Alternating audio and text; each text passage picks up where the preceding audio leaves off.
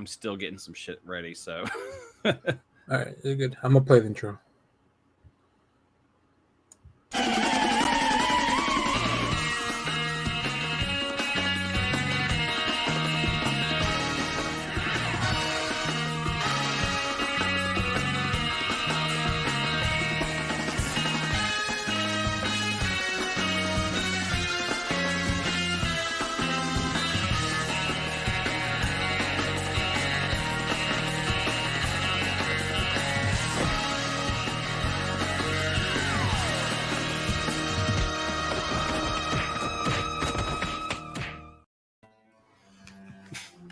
hey now, Hey, there we go. I think Love it.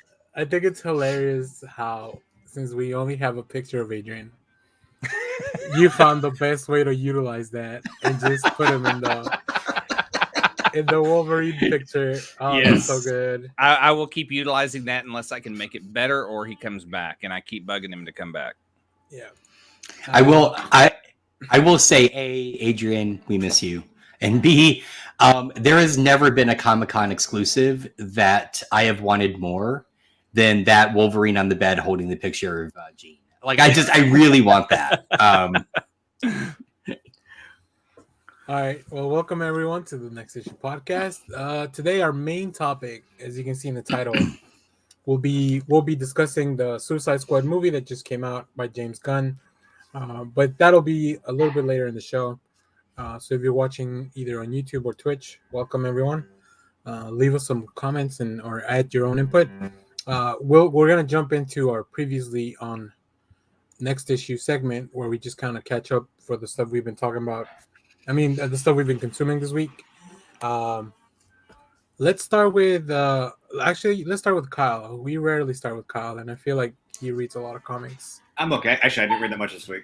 Damn it, Kyle. Play along. You got a yes and. So basically, my two comics I read this week were Spider-Man Sinister War #2, which delves a little bit more into the different groups of the Sinister teams, so how they basically got brought in by what's his freaking name? Harry Osborn's character. I can't think of the character's name. But, Green Goblin? No, it's Norman Osborn. Caterpillar dude, right? Whatever. Yeah, the guy with all the big centipedes now, but he's orchestrating all of the huge Sinister War thing, and then they're all trying to attack Peter. It's interesting. I'm curious to see where they're going to go because it's interesting to see like almost everybody from Peter's rogues gallery over the last 40 years come together in some sort of team. I'm sorry. Yeah. So I'm not usually super negative. I started reading this and I was like, I don't care anymore. Like I read issue 1. That was interesting. Oh, and God. I think this is gonna read more. I think I stopped caring because I knew there was gonna be no payoff. I think it'll be better if I read the whole thing once it's all done. I hear more about this than I have X-Men in the last couple of years. Oh, I'm sorry. The X-Men has gone shit. Outside the newest issue with the current team, I don't care anymore. Especially with Inferno. Oh, you can't trust your allies. You can't trust your leader. I'm like, get over your fucking self. Come on. I'm done with X-Men. Except the new title. I feel like since the 90s, every comic reader has had a moment where they put their head in their hands and said, "I'm done with the X-Men." Like, yeah. Oh, I have. Yeah, I have. Yeah, definitely. The Chuck Austin run. Wait, which one? What am I playing? The original Age of Apocalypse. I was done with that one. Oh, really? Yeah. I was out when Chuck Austin was writing it. When was that? It was not good. He kind of wrote this really bad mutant Romeo and Juliet type story, and I think that was also the time that he did Nightcrawler's backstory with Azazel, or what's the Azazel? devil? Azazel. About their relationship? Yeah, it was just. I actually like that. I actually liked having the back history in Nightcrawler. And if you look at the covers on those, it's like the worst. Oh no! This is where we're gonna ever see. I love those art covers. I thought that was awesome art. Not for a guy that loves the character. That just looked like. I thought it was awesome. I like knowing the fact that we had Nightcrawler's family. I liked finding out there was a biblical time for mutants. I mean, Just not good. Didn't add anything to it for me. No one talks about it now unless they're talking about it in a sense of they like that run. Well, they brought the last time that we heard of Azael was back when they brought Nightcrawler back from heaven, where he has no soul, and his mom and dad are trying to figure out, you're back alive. So yeah. But Save it for your X-Men podcast, guys. You asked. Yeah, it's true. When to be we or were done. to be or not to be. Yeah. Well, what else are you reading, Kyle? And then the only thing I could really throw was Avengers number 47, where it's the Avengers invading Russia, invading the I forget what they're called, the Soviet super team to get She-Hulk back. And you find out that basically they've converted She-Hulk into a Russian red She-Hulk. Oh yeah, this is World War She-Hulk stuff, right? Yeah. Cool. I forgot. Yeah, I didn't remember because the Phoenix stuff ended, and then to me, it felt like the book was done, but I knew it wasn't. Oh God, no! This is a whole new story. And Okay. Josh, is your daughter practicing cello? Yeah, sorry. Can you hear it? No, Yeah. it's great. Okay, all right. No, I heard in the background. I was just curious. Yeah. It has to be his daughter. Yeah. Sorry, she always has cello practice right when we start recording. No, it's so. fine. I have no problem with that. I was just like, I know I'm hearing something. I want to make sure I'm not going insane. It classes up the show. It could be worse. Oh, yeah. It could be bagpipes. I take that too. That'd be awesome. Have your daughter practice bagpipes. I want to hear this. It's just like mournful Scottish burial in the background. So yeah. Cool. Kyle, do you have anything else other than No, that's all I Suicide got. Squad, since we were talking about that? All right. Well, let's go to Josh. Oh gosh. See, he's read nothing either. prepare for a journey. So first off, yeah, I haven't read much. I read like the first half of the first volume of Sailor Moon because that's our comic book club this month, which unfortunately I can't make now. Sorry, everyone. You can let the people know what you think here, and then I'll just make them watch this. That is true. That is true. Turn you into a highlight clip. Can't you just reschedule a different date for it? It's hard to do. We almost always meet on like the second Thursday. Okay. And we have for like, can you guys believe it's been 15 years? Yeah. And because we started just before my daughter was born and she turns 15. Wow. That's right. And now she's playing Next the month. cello. And now she's playing the cello. Yeah. Whether it be the DMA, Half Price Books, or online. Yeah. Mm-hmm. Yeah, exactly. I mean, it's been pretty consistent. Yeah, since the stuck at start. COVID. You can't stop us. No, not at all. But so all right, so yeah, I read the first half of that. It's good. I'm enjoying it. It's fun. I didn't the first chapter left me a little cold because like I really know nothing about Sailor Moon. And it ends where basically she gets saved by a guy. So I was a little like Tuxedo Max. Yeah, I was like, that rubs me the wrong way. But then starting in chapter 2 onward, they introduce the other sailors. Yeah. And being women, it's like, Give it okay, time. this is just Moon herself, right? Like, that's fine. So, but no, it's good. It's fun. Yeah, we got the first 2 volumes and the DVD of the show. Oh, hey now. Oh, nice. And I'm just watching YouTube videos on it to understand the history while Shelby's reading it, and then I'll read it afterwards. So I'm understanding like magical girls and where this is in the history of anime and the importance. You poor kinfolk. I've known the history since I worked in an anime store. My God, you guys are so behind the times. All right, let me put on my dunce hat and Can I share it? Tell us about the old anime, Kyle. Well, back in the day, we used to have this thing called television and tape, VHS. The one thing you should know is that those scouts are not cousins. All right. No, they're not. I'll tell you no, that. they're not. Oh, all right. I assume there's kissing involved. I don't know. I'm just like, when you get to Sailor Stars, it goes a whole nother extra yard. It was a weird change that they made because it was 2 scouts that were in a relationship. Mm-hmm. But when they brought it over to America, I guess they were like, whoa. Yeah. Kissing cousins. In a relationship? No way. Make them cousins. That will be less weird. I mean, you got that would be less weird. You got But Sailor Moon. keep all the same tension and conversation and dialogue between them. Just make them cousins. Yeah. And if you're watching the anime, you got 5 series to go. You got Sailor Moon R, Sailor Moon S, Super S, and then Sailor Stars. And now they redid with Crystal, Yeah. right? Yeah. And then there's a movie on Netflix. So you guys get Jesus. Sailor Moon Phil. This is a good tribute going on, Josh. No, and my favorite was in '97. Find out that there was a fanfic called Sailor Moon and the Dragon Balls, which goes a whole new yard with Goku and Sailor Moon going, "Oh my god!" The coolest thing I found out was the impression of the show Bewitched on Japan. Like Bewitched was such a huge, such a huge show over there that they had like Elizabeth McGovern doing commercials as a witch for products and stuff, and that they even did their own reboot like 20 years later of the TV show, not like the Will Ferrell movie type thing. Right. Wow. Yeah. So Magical Girl was kind of slightly inspired by that kind of. Yeah, Bewitched is a magical girl. She's the magical girl. Yeah. Well, I mean, you can argue that with I Dream of Jeannie. Yeah. Cool. All right. What else, Josh? I'm excited for Batman 89 next week. Yes. I had it marked on my calendar at the original release date, which was like 2 weeks ago. And then when I went to go check and it hadn't come out yet, I was very sad. So then I added the new release date to my calendar. So we're also getting Superman 78, which I'm happy about. All right. Wow. Where's the eject button? Yeah. For you, listen.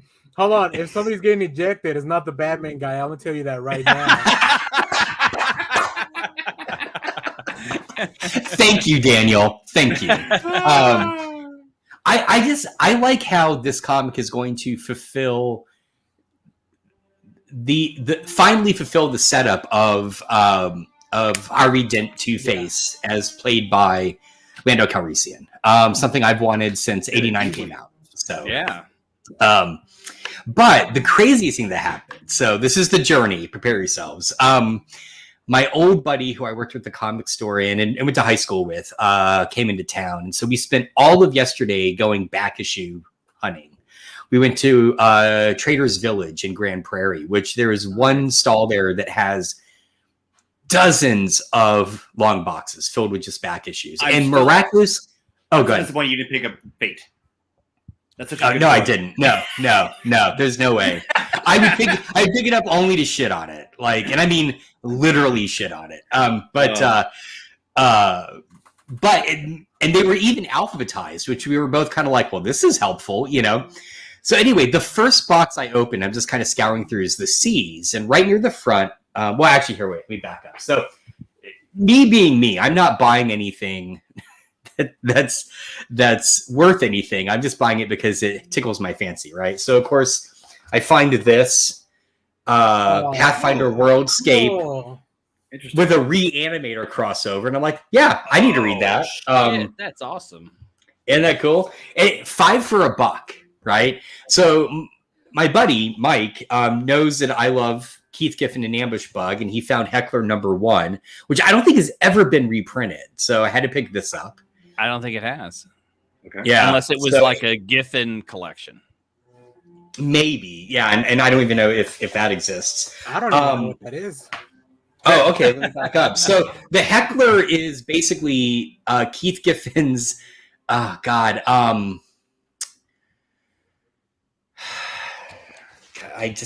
can't even. How would you describe him? He's like. I'm blanking on the character's name. Who's the older DC character that's like a prankster? He has like the Creeper. The Creeper, yeah, thank you. So it's sort of his Creeper. But the thing that I love about the Heckler, and I can't remember if he's in the first issue or not. I don't think he is. Wait, Heckler's has one of comic? well, yeah. No, it has one of the best villains ever, and I think he's actually in the next issue. Hang on. Okay. And I brought this up on the show before. It is Generic Man. And that was from the Heckler. And Generic Man is just a guy with a white face and a white suit, and black text appears on it to describe what he's doing. So like when he's talking, it's just black text that says mouth. And when he's frustrated, just black text over his brow that just says frustrated, right? Like it's a stupid gag that I love. He's like a word balloon, and stuff just happens. Yes, exactly. Cool. It's kind of like the Kevin Smith onomatopoeia character. Oh, okay. Yeah. A little bit, but this is going to date me, so probably Clay and Kyle know, he's inspired by the generic aisle on the grocery store, right? Yeah, that was just Brand X. Yeah, white labels with black text. There used to be a generic aisle at the grocery store, and it was just like before there were store brands. It was just it would be like a white label black text that said peas. Yeah. Or, I don't know what flakes. I don't know what kind of wartime. Yeah, I don't know what kind of wartime grocery store you're going to. Yeah, pick up your rations, but back in the 40s. But anyway, I guess, is there a stand of Captain America like with the peas or just a bag of peas? with his like his tricorn shield, he doesn't even have the round one yet. Freedom chips. Anyways, what else? Yeah, freedom chips. So freedom chips. So I found this great John Byrne cover of Fantastic Four that I had to buy. This I had never even heard of, and I stumbled across it, and I was like, "Holy crap! I've got to get this." Amazing High Adventure #1 with a Sienkiewicz cover, and it's a throwback. It's an anthology fantasy comic series with a story by Steve Englehart, art by John Severin over here. There is a Louise Simonson story, and what I love is in the explanation up here, they say Marvel editor-writer Louise Simonson, formerly Jones. So she had just gotten married when this came out. This is 84. Continuity is important. Yeah. Yeah. So anyway, I mean, it's a cool book. I'd never even heard of this. Wow. So I had to, and it's in immaculate shape. So I had to pick this up. But here's the kicker. So the first box that I go to is the C's. And I'm just flipping through. Yeah, there you go. Thank you. Generic. I like potato chips. Ripple potato chips. Beer. That's my favorite. Jesus Christ. Way to go, America. Save money. America. But now you have all your store brand stuff so that they could sell their own stuff. Right, exactly. All right. Well, let me bring back Josh. Okay, sorry. So this is the last thing, then I'll stop talking. I see this comic called Comet Man. Yes. All right. Yes. Okay. Now, here's the thing. I'm like, hey, Sienkiewicz cover, She-Hulk, right? Sue. I want this. So I pick it up. No, this is the thing I discovered. I never knew this before. So I pick it up and I open the first page, and it says written by Bill Mooney and Miguel Ferrer. And I'm sitting there and I'm like, sure, I mean, it's got to be somebody else named Miguel Ferrer. So on my phone, I look up Miguel Ferrer, comic writer, and son of a bitch, it is Miguel Ferrer. Like the actor? The actor. Whoa, for a brief period, he wrote comics for Marvel for a brief period in the early 80s. Whoa, oh my God. I know, and my head exploded. I'm like, holy crap, I can't wait to tell the guys. Like, this is Miguel Ferrer writing comic books. But you don't recognize the other name? Bill Mooney? No. He's the kid from Lost in Space. Are you fucking kidding me? Holy shit. What kind of weird-ass writing team-up is this?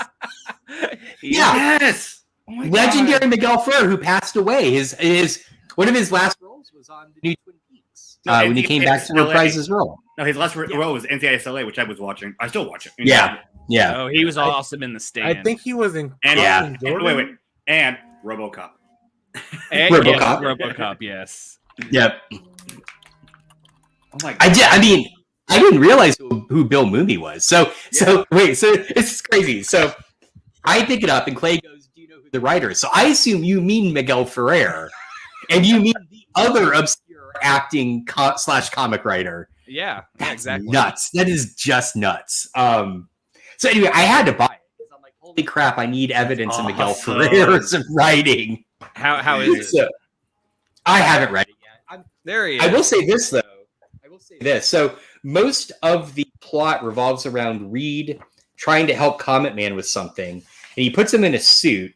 And what's kind of funny is I was just kind of flipping through it. He appears in She-Hulk's shower, which this is about the most 1980s thing I can imagine, right? Yeah. And so of course there's a John Byrne plot.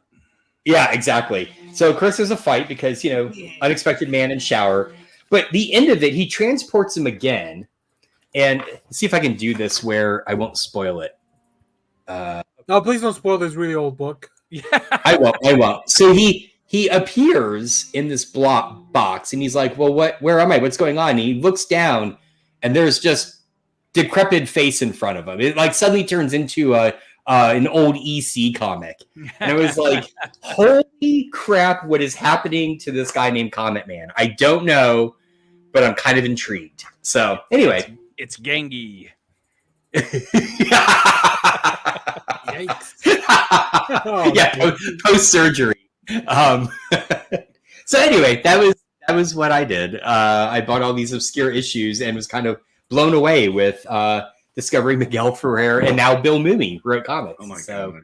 I want to put actors together to write comics. I want Sylvester Stallone and Frank Stallone to write the Suicide Squad.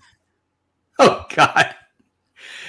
But Sylvester Stallone during I'm gonna blow it. What was the one movie he made that was like a almost like a classic British comedy that bombed? Oh, because yeah, it was like, like gangster. It was Oscar. Was it called Oscar? I think so. Oscar. Yep. So I want that era. Sly Stallone writing Suicide Squad. It's no more worse than fucking Stop or My Mom Will Shoot.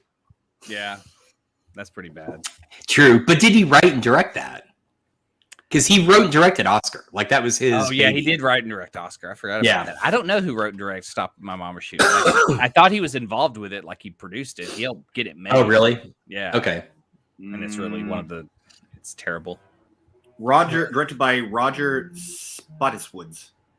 Oh, then no. That's a made-up name. And produced by Ivan Reitman. Oh my god! Wow. Well, there's no good segue for us to get into Clay. So we're just gonna go to Clay now. Thank you. Well, you're welcome. we talked about this movie a while back. It's on Netflix, Blood Red Sky, about a vampire that is traveling on an airplane. And yeah. So I watched this. Do y'all want spoilers or non-spoilers? Go spoilers. Sure. Don't spoil everything because I do want to watch it. Okay. But you can give us a taste. It is not a traditional like I guess I assume a lot of American movies play out the same way. Like you see, okay, she's a parent. She obviously is going to have to go through this and protect her kid. And you kind of build these concepts out of traditional American film. And this is not that. This is way different. This is at times a child scared of their parent. Oh, wow. Yeah, it is violent. It is insane. It does not have a traditional type ending. I can't say I was thrilled with the ending, but getting there was kind of fun. The action is all on the plane. I don't want to spoil anything, but the woman that plays the mother is really good. And the concept is she is a vampire. She is going to get treatment. And so that's why she's on the plane. That's why she's trying to get there. The plane is hijacked by some dudes who are trying to frame it as though these Middle Eastern guys are the guys who have hijacked the plane. Like that's their whole plot. They're a bunch of like angry white guys framing foreigners for this hijacking job. And as they go along, you get like the one super crazy guy who's pretty insane. And when he discovers a vampire, he wants that power. So there's another plot to that where he's wanting to become like this person who is killing off all his people. So was Dominic Purcell in this? Yes. Wait. All right. Well, hold on a second. Did you watch Blood Red Sky? Yeah. He's the whole reason we did a trailer thing because we saw him in the trailer. Oh my god! Turn your headphones off for a second, Daniel. Turn them off. So Dominic Purcell is like killed early in the film, so early that I forgot that he's in this movie. Okay, put it back in. I can't wait to watch the movie. Wow. Go back and watch the show. Oh, I mean, I have a feeling of what happened, and not because I read your lips. what do you think happened then? Because I want to hear it before you watch I it. think he dies immediately, or he's not. Like he's just a fake out. I don't think he's in the movie. as much as the trailer made it seem. Cool. Well, all right. Now we have to have you watch it because I'm real curious now to I'm see. going to. It was on my list, but now it's moved up the queue. Yeah, it is interesting. I'm trying to think if it's a 90-minute movie. Yeah, it was worth it. If it's over that, no, not really. Oh, and I haven't got a chance to read this, but this book came out this week from Cullen Bunn called Lucky Devil. Oh, you got the same cover I got. Again, it's a Cullen Bunn book. I'm gonna pick it up. Yeah, last week the same thing. My shop recommended The Last Book You'll Ever Read from Cullen Bunn, and I'm like, back to back weeks, y'all are recommending books from the same guy, and he's like, yes, it's that good. This is the second page of that book. Wow. Yeah. So this guy, the story is this guy's infected with a demon, and that has this power, and so he has an exorcism to have the demon removed. And it's removed, but the power's left within him, and he's kind of an asshole. So he said that was the pitch, and I said, okay, I'll take it. Plus, Cullen Bunn does horror better than anything. Yeah. Cool. All right. Was that it? Yep. Okay, Josh. Quick question. Yeah. Do you know if your daughter knows the theme to the X-Men on the channel? No, she does not. If you're paying for the wrong price for lessons. Yeah, she can do the Wii Store theme, and okay, cool. Can we put in requests? Can we get the X-Files theme? Oh, nice. I'll ask her. She loves to learn new music, so awesome. All right, cool. I was just checking because as I was showing off a comic. And then the cello like crescendoed. I was like, "Oh, cool!" Like, she's watching and playing along. Yeah. Actually, this is not. But because of the delay, all the sound is 10 seconds behind. I'm like, where it should hit on the podcast. So, all right. I read a bunch of things too. Here, let me. Well, I got a bunch of books. I wanted to show you guys these. I haven't read these, but. I got Marvel's doing their Asian American and Pacific Islander heritage variants. Mm-hmm. In-Week Lee, I believe that's the name of the artist. He's doing these really cool. So that was Psylocke. I got that X-Men one. Yeah, this is Armor, and then I got this Amadeus Cho Hulk. That's cool. Yeah, these are really cool. So I did read X-Men number 2. Just finished. Gary Duggan and Pepe Larraz. It's still really good. They're focusing on the story more of like, and the first issue they introduced kind of two big threats. One's like a galactic one. One's somebody from Earth. So I think we're starting with the intergalactic threat, and it's really interesting. So I'm really enjoying that book. I also read a bunch of Daredevil. I'm up to volume. I'm glad somebody's caught up on this one because Daredevil's been good. Oh, it's so good. I'm up to volume 5 now of what's his name? Zdarsky stuff. Yeah. The last book. Oh my god. Yeah, because I read. So for last week, I read the 1 and 2. I had read 1 and 2, and then that same weekend, I just kept reading. I love his relationship with Spider-Man. Because Spider-Man and this, like, they don't really know each other. So Spider-Man's the guy that keeps him in check because of the purple kids deleting everyone's minds of who Matt Murdock was or who Daredevil was a long time ago. Like, Spider-Man doesn't know, right? So, actually, he does know. He does know. Well, I guess he knows now. Because like he actually confronts him in his apartment. He had to tell him again. Yeah. So this all leads up to Elektra taking up the mantle. So that's where I stopped. But it's really good. I'm really enjoying it. Let's see if I spoilers. Oh, here I pulled some panels. Like this is Nice. Chichetto's art. I love the way he Wow. does how Daredevil looks at the world. Mm-hmm. And then Fornes, Jorge Fornes art. Damn. These Wow. psychopaths roll into town because it's a battle for Hell's Kitchen. And Rhino's teamed up with it's Crossbones. Rhino. This is what's his name? The Stiltman. oh shit, Oh, that's Stilt Man. That is Stilt Man. Stiltman, Rhino, wow. Crossbones. I think this guy's name is Bullet. Oh, that is Bullet. Yeah, the big guy. He's from the old and, comics. And of course, this guy, what's his name? Jesus. Scalpel? No, he was in the first Daredevil movie. Oh, Bullseye? Bullseye. Yeah, I see it That's now on Bullseye? his forehead. Oh, okay. It's up here on his forehead. Okay. Yeah, but Yeah, he used to so- cover his eyes. I don't like that mask. Stiltman? That's amazing. I want to see Stiltman Stiltman on this team. It's pretty cool. Like on this book, he's pretty cool. Those words have never been said before. Well, So- let it be known. So yeah, it was really good. I really enjoyed it. I'm gonna keep reading. The first 5 volumes are available to read on Comixology Unlimited and on Marvel Unlimited. So if that does anything for you, I mean, if you have access to those things, I guess you can read them, or you can go to the library. I'm sure you can borrow them there.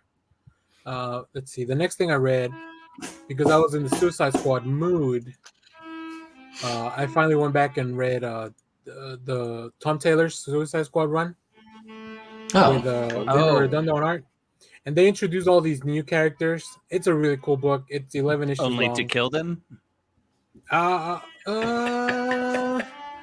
You wouldn't. They didn't. Not as many died as you would think. Okay. Because I always get So- that vibe when they introduce a lot of characters. It's like, oh, okay, well, you're going to set up someone I like and then just kill them. I'm not gonna say no one died, but so there's some pretty cool characters. This guy right here, his name is Six something, but his power is that he can impart like the feeling of one of the deadly sins onto you. Oh, So like God. he can make a whole group of people feel like greed or sloth. But he goes by 6, even though Harley asks him, "Isn't there 7 sins?" And he's like, "Yeah, but I don't want to use the power of lust on anyone." Because that Wow. would turn out really badly. There's a backstory we're going to need on that. Well, I don't know if Tom Taylor will ever cover it, but it's really good. It's a whole there's an introduction to all these characters. It's a whole standalone thing. You can see Boomerang here a little bit. My man. And then this guy's really cool. His name is I forget all their names. There was too many characters. Oh, Zebra Man, who does not have the powers of a zebra. This guy's Why kind of not? like the Flash. Yeah. This guy's kind of like the Well, that's a Flash shit but name. in small bursts. But yeah, the book, it's very cool. And then once again, this is also available to read on the DC Infinite app now. So if you have access to that. And I think that's everything I read. I've been watching Brooklyn Nine-Nine rewatching Brooklyn Nine-Nine because the new season's coming. When does that drop? Because we're excited for it.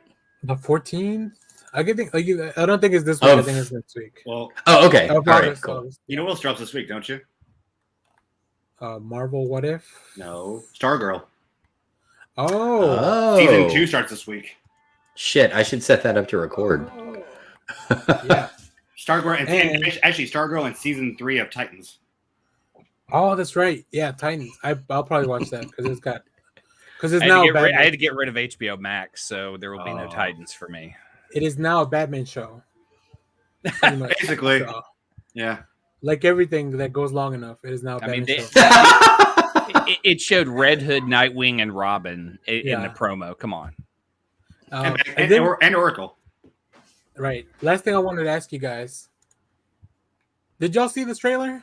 Yes. No, I haven't watched Yeah. it. Yes. Oh my God, it's so good. I finally just watched the Ghostbusters trailer like on Thursday. Oh, okay. You need to catch up on your trailers, Kyle. There's I've a nice. So he, there's a nice way to do it. You could just watch the stuff on our channel. And like and subscribe. The new Dune trailer? Go fuck yourself. Oh, It's a 4-hour trailer for what's probably going to be a 16-hour movie. I don't need to watch. I was not a fan of the first Dune. Oh my god. I don't know anything about Dune, the last movie of the book, so I'm very excited. I'm on board with Dune. I'm excited by the director. Dude, he did Blade Runner, man. That Blade Runner sequel was fucking awesome. Yeah, it was good. Another franchise I'm not a fan of. All right, Kyle's out. Yeah, Kyle's being a bummer, guys. I think he just felt that he's a replicant. Yeah, exactly. I'd like to report a Nexus 7 that's active in the Dallas-Fort Worth area. I tried the first film. I couldn't get through it. Which version? Which version? Yeah. What version is there? It's one with Harrison Ford. There's There 7. are 5 versions of the Oh first dear one. God! I ain't gonna go watch trying to figure out what version I need to watch. Hold on. We'll tell you. Hold on. The same guy here who has multiple versions of anime, American, Japanese edits, all these different versions, and you can't watch one version of Blade Runner that's great, because I can give you the one. Wait, I don't have multiple copies of certain anime. I may have every copy of format of Transformers the movie, but other than that. See, you have your own versions of stuff. That is mine. I have loved that movie forever. And I just don't see how you can't look at that and it's boring. I don't like old movies, and I watched it, and it was good. Old movies. It's 1982. Fuck. Okay, That's for old. Daniel, that's old. It's before he was born. But anyways, this trailer was super cool. We finally got. Remember when you guys told me to go check something out on Hulu because Why the Last Man thing came out, and it was only like 3 seconds. That was the funniest.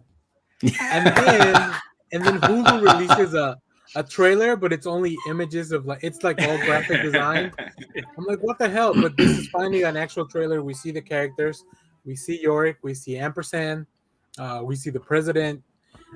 Shit goes down very quickly in this book. And I'm a big fan, and I have a special connection to this book because it was the first non-superhero series that I read all the way through. Oh, cool. Oh, wow. Yeah. So yeah, I love this book. I'll probably revisit it after the first season. So I have one complaint about this trailer. Here we go. No. The show looks great. I'm really hyped about it. I think I've made this discussion before. I've never read it. I've always meant to. I know Clay's face. It's just not through any lack of trying, or I tried and didn't like it. It just passed me by, right? But here's the thing. I was excited. I saw the trailer. I showed it to my wife. We watched it together. Yeah, exactly. we watched it together, and we get done, and she's like, "Yeah, that looks pretty good." I'm like, "Yeah," and then I turned to her, and I'm like, "So did you get like the plot?" She's like, "I have no idea," and I'm like, "All men die, and only women are left." She's like, "Oh, I did not get that from that trailer." Oh, wow. And it's kind of true. They really don't spell it out. I mean, yes, it's in the title to a certain degree, but she did not really understand that concept. And I agree with her. It's really vague. I would say that's good, because then she's just looking at it as a purely female-led show and cast. Right. Yeah, exactly. Yeah. Exactly. So. Yeah, I love that book. I remember going through it, and I mean, I remember there are times in the middle that got kind of long, but the ending for me was very powerful, and I just don't know. I mean, obviously, this is not going to have an ending for a series, but I wonder if they are going to plan it out like Preacher. I can see. I was when I did the trailer review, I said I can see this show getting like all those 60 issues being adapted into maybe 4 seasons. And 4 small seasons, like 8 episodes, maybe, or 10 at the most. Like, there are natural stopping points in the story. Yeah. So that it's already kind of pre-built in for that. But what were you gonna say, Milton? Have they confirmed how they're going to approach it? Because my fear would be this turns into like a Walking Dead thing, where if it's a Yeah. massive hit, they just keep dragging it out rather than sticking with the story as planned. I don't I know think that that- FX shows they don't go that long. Like unless you're Sons of Anarchy, I can't think. Maybe Yeah, The but- Shield was the last show that went on. It's Always super Sunny in long. Philadelphia. Well, It's yeah, still but going. yeah, but that was not an adaptation of anything. Yeah, I guess if it's not an adaptation, I don't think so. I think it'll be. I don't know. I think they'll be restrained. You think? Okay. Let's see. MASH went longer than the actual war. That's true. I think they have the possibility if they don't get stuck into what The Walking Dead did. Yeah. It Right. built hype on what the book was instead of just building its own show.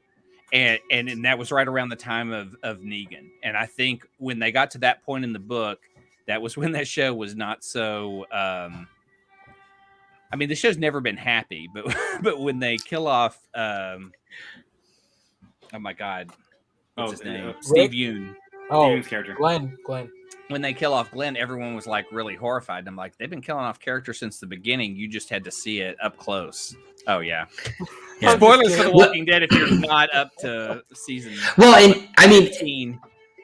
and I guess I made an unfair comparison because unlike Walking Dead, Why the Last Man is complete. And when the show came out, it was still an active comic, right? It was still being published. So yeah, so I mean, I guess that is a bit of an unfair comparison, but I can just see that in terms of world building, both shows have a great hook, like a great base, if you will, right? Yeah. For storytelling. And so it could be very easy to deviate from the source material with that base. I look at, I guess with The Walking Dead, I look at like they just franchised the shit out of that show. I mean, we're not going to see like a Why the Last Man spinoff, you know, with, I mean, Z the last man. Yeah. But then I also look at a show like Preacher that had a definite ending and they tried to variate or do a variation of the story that just didn't work for me. I mean, it just wasn't what that book was in terms of like those characters and their relationships. So I thought Preacher after season 1 steered it back closer to the book. It did. Yeah. But the relationship between the main two was what didn't work for me. Okay. I was really hurt by how they had changed their relationship. Not anything about the characters because the actors pulled it off. I wasn't sure if those two could do it. I was really more confident in the guy who played Cassidy. Yeah. But after that first season, I saw that they had everything. They could do it. It just I wasn't buying the story. I'm trying to remember if I even finished Preacher. I think I missed the last season. I did. Yeah, I did too. Oh, you did? Because we got most of the way through season 2, and then not through any lack of again, this is like Why the Last Man. Not through any lack of not liking it. We just kind of petered out. So when he goes back home is probably the best season. Okay.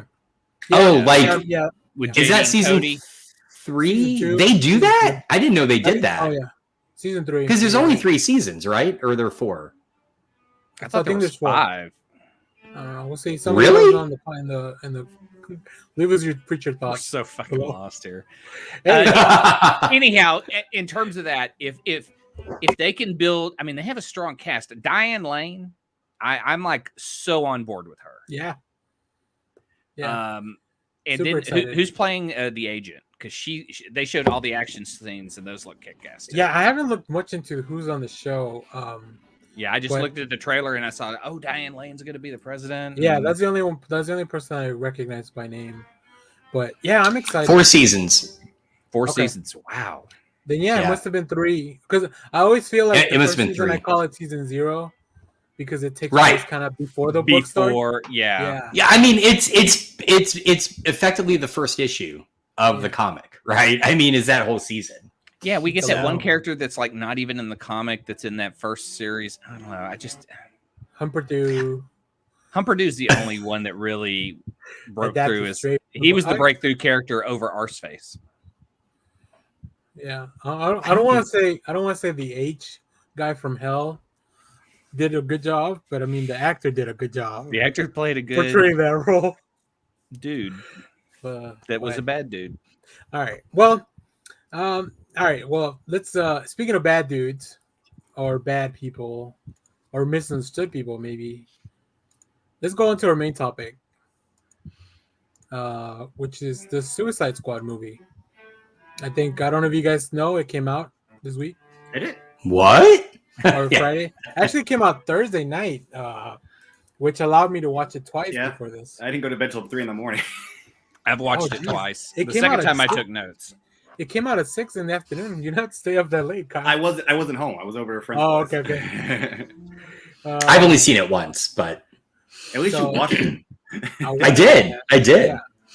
I want to ask overall impression of the movie before we get into the nitty gritty. And as always, we need to let you. I guess it shouldn't to be said, but spoiler alert.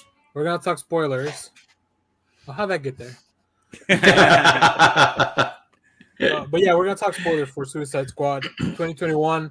Probably the previous one. Anything in the DCU, I'm sure it'll come up. Maybe some Marvel movies. Who knows? Spoilers for anything. So yeah, overall thoughts, and we'll start with Captain Boomerang and then make our way around the horn. It was fun. I laughed a lot. It was my level of violence and fun. All right, Weasel. I was actually about as happy as I was when I first watched him doing Guardians. I wasn't surprised, but it felt like something.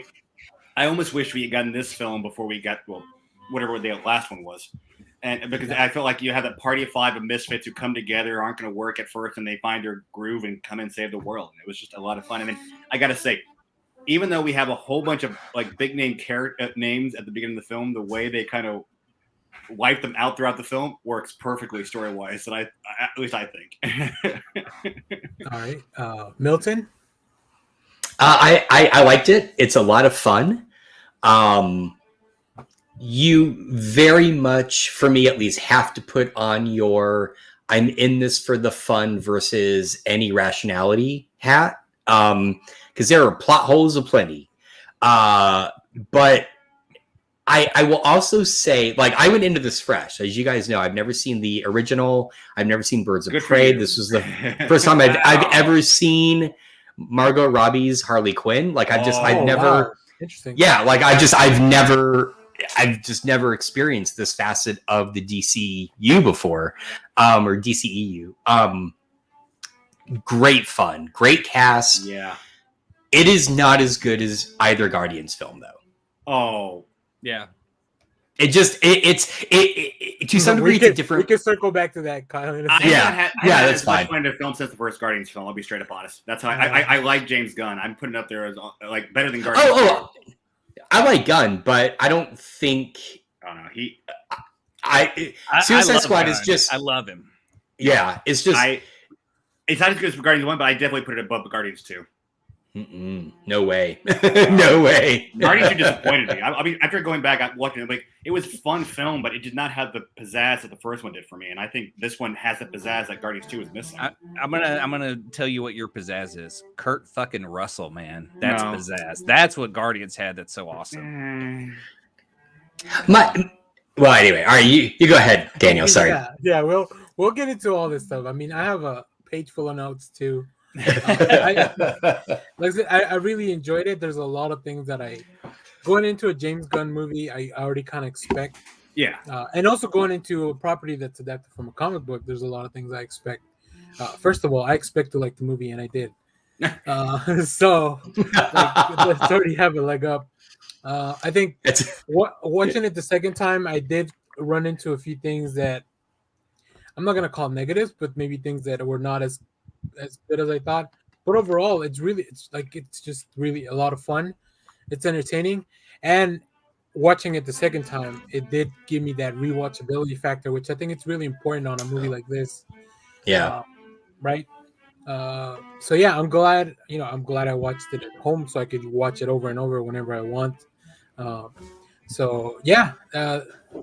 So the next question I have. We have two groups of characters. Some die, some don't. What was y'all's favorite character that died? Right. He didn't die. It's in the name. It's in the name. I loved seeing Captain Boomerang interact and do more than he did in the entire first Suicide Squad film. Him and Harley chatting, joking around, goofing with Weasel in the plane. I wanted more of that. All names are letters. All names are letters. Yeah. Okay, great line. I have to ask: is that like a real character, TDK? or was that? Yeah. No, I think it's they're all Arm actual Fall. DC. Yeah, Yeah, Arm Fall Off Boy. Okay, see, that's okay because he does his power, and I'm like, holy crap, he is Arm Fall Off Boy, but they don't name him that, and so I was like, was this just Gunn pulling the wool over our eyes? Like everyone realized early on he's Arm Fall Off Boy. He's like, they can't know he's Arm Fall Off Boy. Let's name him something else. So yeah, and then creating that moment made it work even more because it was so funny of them just yelling at each other about TDK. Right. You're the detachable kid?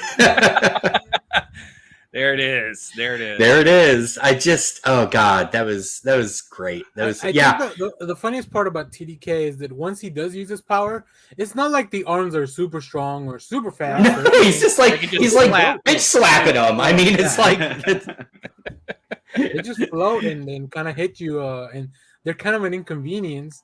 And if anything, they're a liability for I'm not TDK. gonna lie. I thought he was actually gonna be like a saving point at one. Like when he's knocking on the guys, I was like, is he actually gonna do something here? And this is the fourth movie Gunn and Fillion have done, isn't it? I think he's cameoed on a few of the films. Yeah. Slither. This. No. I can't think of it. Super. Thank you. And he does a voice in Guardians. Yeah. Well, no, he actually has that cameo spot as one of the inmates also. Yeah, he does the voice for the guy that's going to rough up before Groot takes him out. Yeah. All right. So I did. Oh, sorry. Go ahead, Josh. Go ahead. Well, I did. So I did like the little kind of capsule story of using Michael Rook's character. Yes. So it starts off and you just get this whole, like, he's a badass. He meets the team. He's like the one like grounded person. And then at the end, he just like flips out and he's just like scared shitless. And then they have to blow his head. It's like, I mean, it was a great, the thing I did respect about this is even though I went into it completely fresh, Gunn understood we don't need to reset up this concept. So it is presented in like 60 seconds, right? It's like, it's like, here we go. You know the story. We put this thing in you. You don't do what we say. We blow your head up. And then what I love is they still follow through with it in the end, which I don't know if they did that in the first film. If there was ever a moment where Waller had to blow someone's head up, but there is one. That's it. And then I go, that's not really a fucking Suicide Squad movie, is it? If you just pop one, and then of course they do it in the first 60 seconds of this movie. It's like, yeah, and they do it with the character they lead in with, and that's what I loved is like, because Rooker's done so many movies with him. I mean, he made him such a great character in the second film. This wasn't Mary Poppins. This guy was a fucking coward. He kills.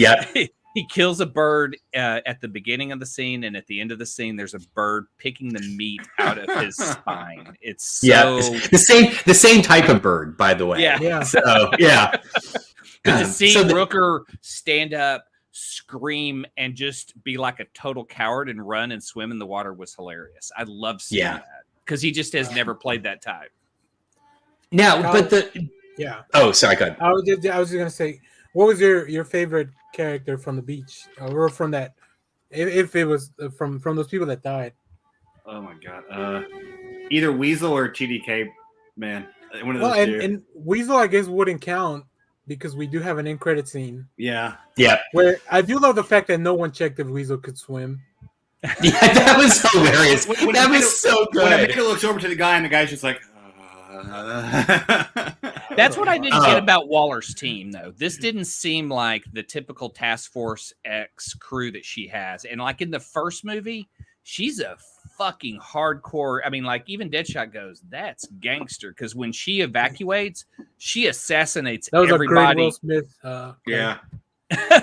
She just fucking assassinates everyone in that office. She doesn't give a fuck. But she's watered down in this. She isn't the Waller that's in that first film. And granted, that could just be strictly the way Air shot her that made it to that cut. But I just felt like in the opening and how it kind of turns around for her later in the film that she was just a little watered down. Hey, Robo, how you doing? I know. We're talking. Well, Yeah, go ahead. And so the question I had, where I was still kind of confused, is that beach team by Waller intended to fail? I think so. That's why she had the second team. I think I had on my note. I have on my notes. I think Waller sent Flag, Boomerang, and Harley to die. She's done with those three.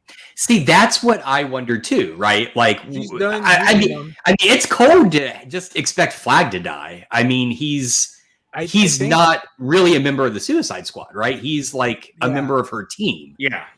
Well, and Flag. So here's the thing about Flag, I think, and this goes back. If you haven't watched the first one, maybe you can't make this connection because you don't have the information.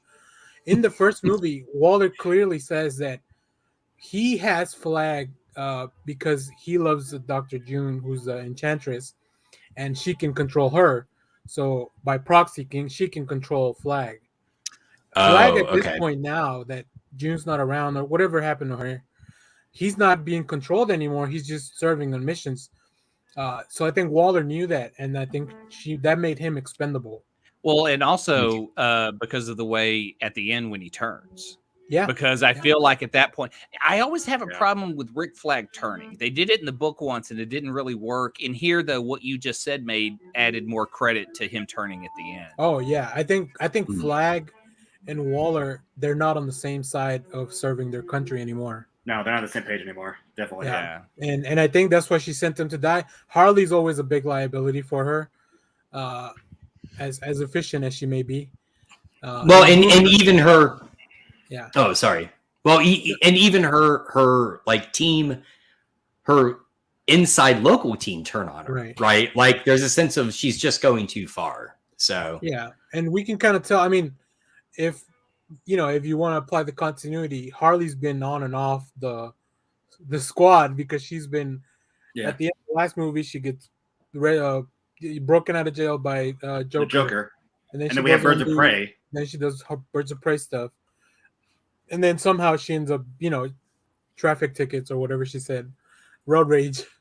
Oh, I want to real quick in the first 60 seconds. Did y'all see John Ostrander? Oh yeah, he's where? He's the doctor implanting the. Wow! Okay, that's awesome. Oh, that's cool. I didn't notice that. That's awesome. Yeah, I was looking for that. I went back. There's no cameo in the first one. They just named the building, the John Ostrander building in the first one. But I did make a note that was John Ostrander. I also made it. So this is my one Zack Snyder thing that I'll bring up on the show. When they're all dying at the beach, the song playing is called "The People Who Died." Yes, that's the same song that Zack Snyder uses at the end credits for Dawn of the Dead. And Zack Snyder is a producer on this film. He's still a producer on all this stuff. That's a bad. No. I'm sure James Gunn, I'm sure, is friends with Zach. So either way, I thought it was cool that they either have similar taste in music or they can appreciate good songs in the same way. Or they just reused something that they did in a project together before. That's what I thought. Or they had the rights to it and it just made it easier. Rights to it, yeah. So, and I feel it works more in this because it is supposedly about these people who knew each other being killed, as opposed to Dawn of the Dead, where it's just random. Well, no, but in Dawn of the Dead, all those people are gonna die, right? Yeah. Because you see them traveling to that island where you think they're gonna be safe, but then we find out they're not. So those are also all the people who died. Yeah. They just didn't know they were dead yet. But you know the origin of that song and what that song's about, though, right? No, I don't. I'm taking it at full face value from the lyrics. All right. I imagine it's probably political. No. I want you to go watch The Basketball Diaries with Leonardo DiCaprio and Marky Mark. Whoa. He was not expecting that. I'm giving you homework, sir, and I'm gonna send you to the origin of this song. Let me make a note because I was not expecting either one of those names to come out. So while you do that, I just want to add, TDK was not my favorite beach death. It was Pete Davidson's character. Yes. Because again, I really don't like that guy, and he plays exactly why I don't like him, and he gets his fucking head blown off. So his face is blown off. Yeah, just a hole. It looked like an ice cream scoop went in and just pulled his face off. Fuck. I just And he was, God. He was worse than Boomerang because Boomerang's the guy who usually will turn on the group. And so when I saw Captain Boomerang get out and run with him, I thought, oh, is he part of this too? But it was just all him selling them out. And so that was great. And the fact that he thought he could pull the wool over Waller's eye and she just had the whole army there is even better. Right, exactly. What did he think was going to happen? She wasn't going to blow his head off? I mean, what's the end game there? Exactly. It's like either your face or your head. I think I'm sure the selling for them was like, we can jam the signal for the bombs once you're here. Because they do talk about that. Now, Waller says, I missed that. Yeah, Waller says, even though the communications are jammed, the bombs are not. So she reminds him of that. She could be just bullshitting. Yeah. Because I thought that when she said that, yeah. Because how would she be tracking if they're on mission or not if she can't even know where they are? And when we do see them, we find out everyone's asleep. They don't know what's been going on in the island for, however long they've been there. Overtime must be really good at that place. I guess it's Argus, maybe. Probably. Where Waller is with the crew. Yeah. I want to say too, though. All right, so everyone dies. I guess my Javelin's my favorite from the from the island. Weasel was so distracting when he was alive. I could not stop staring at him to watch him, and his eyes pop out. He's just constantly moving. That's why Sean Gunn is so awesome. I read that. Well, the run when they have the slow-mo hero run at the beginning. If you watch Weasel, he just kind of like, it's not human, it's not animal. It's almost like this. I like the fact that he's like, is he a werewolf? Oh my god, is he a werewolf? Yeah.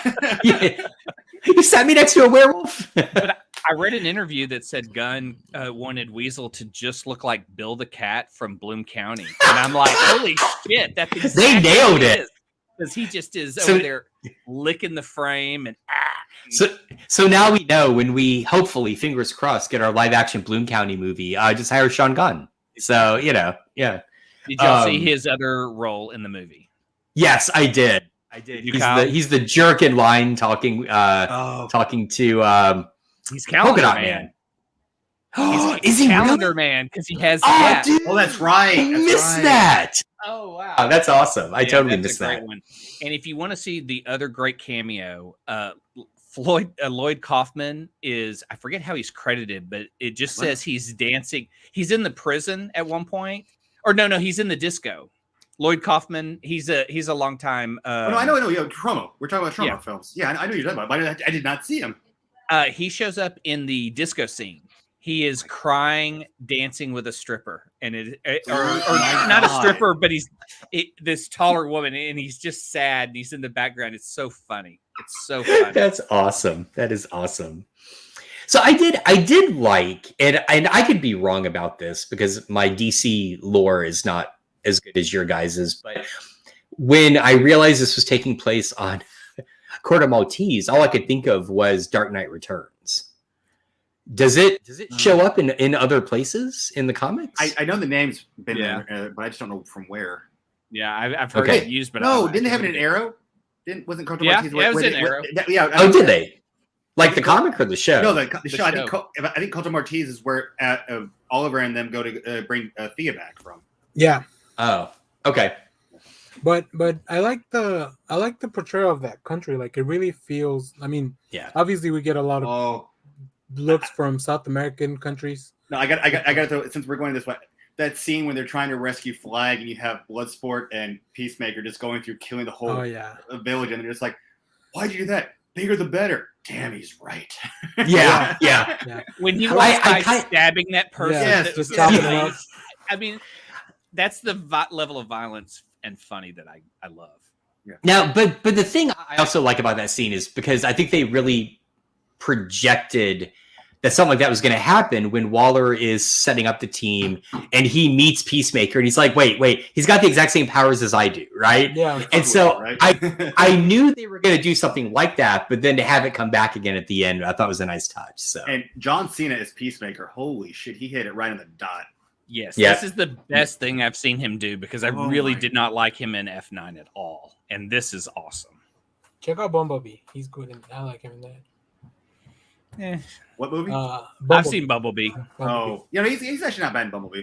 Yeah, I think Peacemaker's really funny. I like every time he says something, like I expect it to be outlandish and crude, but hilarious. Like when he talks about the beach full of dicks. beach full of dicks, and then the rat catcher's like, I thought you were the crazy one talking to Polka Dot Man, like, and he's like, I am. Yeah, it's really cool. I love Polka Dot Man so much. Oh my god! Well, and the way worked out so well, the way they handled that, where like I thought it was one of the most effective ways to show just an utterly psychologically broken character without just having like long dialogue. Like it was just visual, right? Like you know, especially at the end, it was like, "Hey, it's your mom," you know, and then that's like all he sees is like, oh, that is so good. And I would much brilliant. rather see her fall down across the city than Starro. That was the funniest thing. She's grabbing her ankle and going down. Oh my god. The actress that played her was so good. Yeah, I think the funniest use of that was at the disco. Oh god. When he's dancing, and then we get the camera reveal.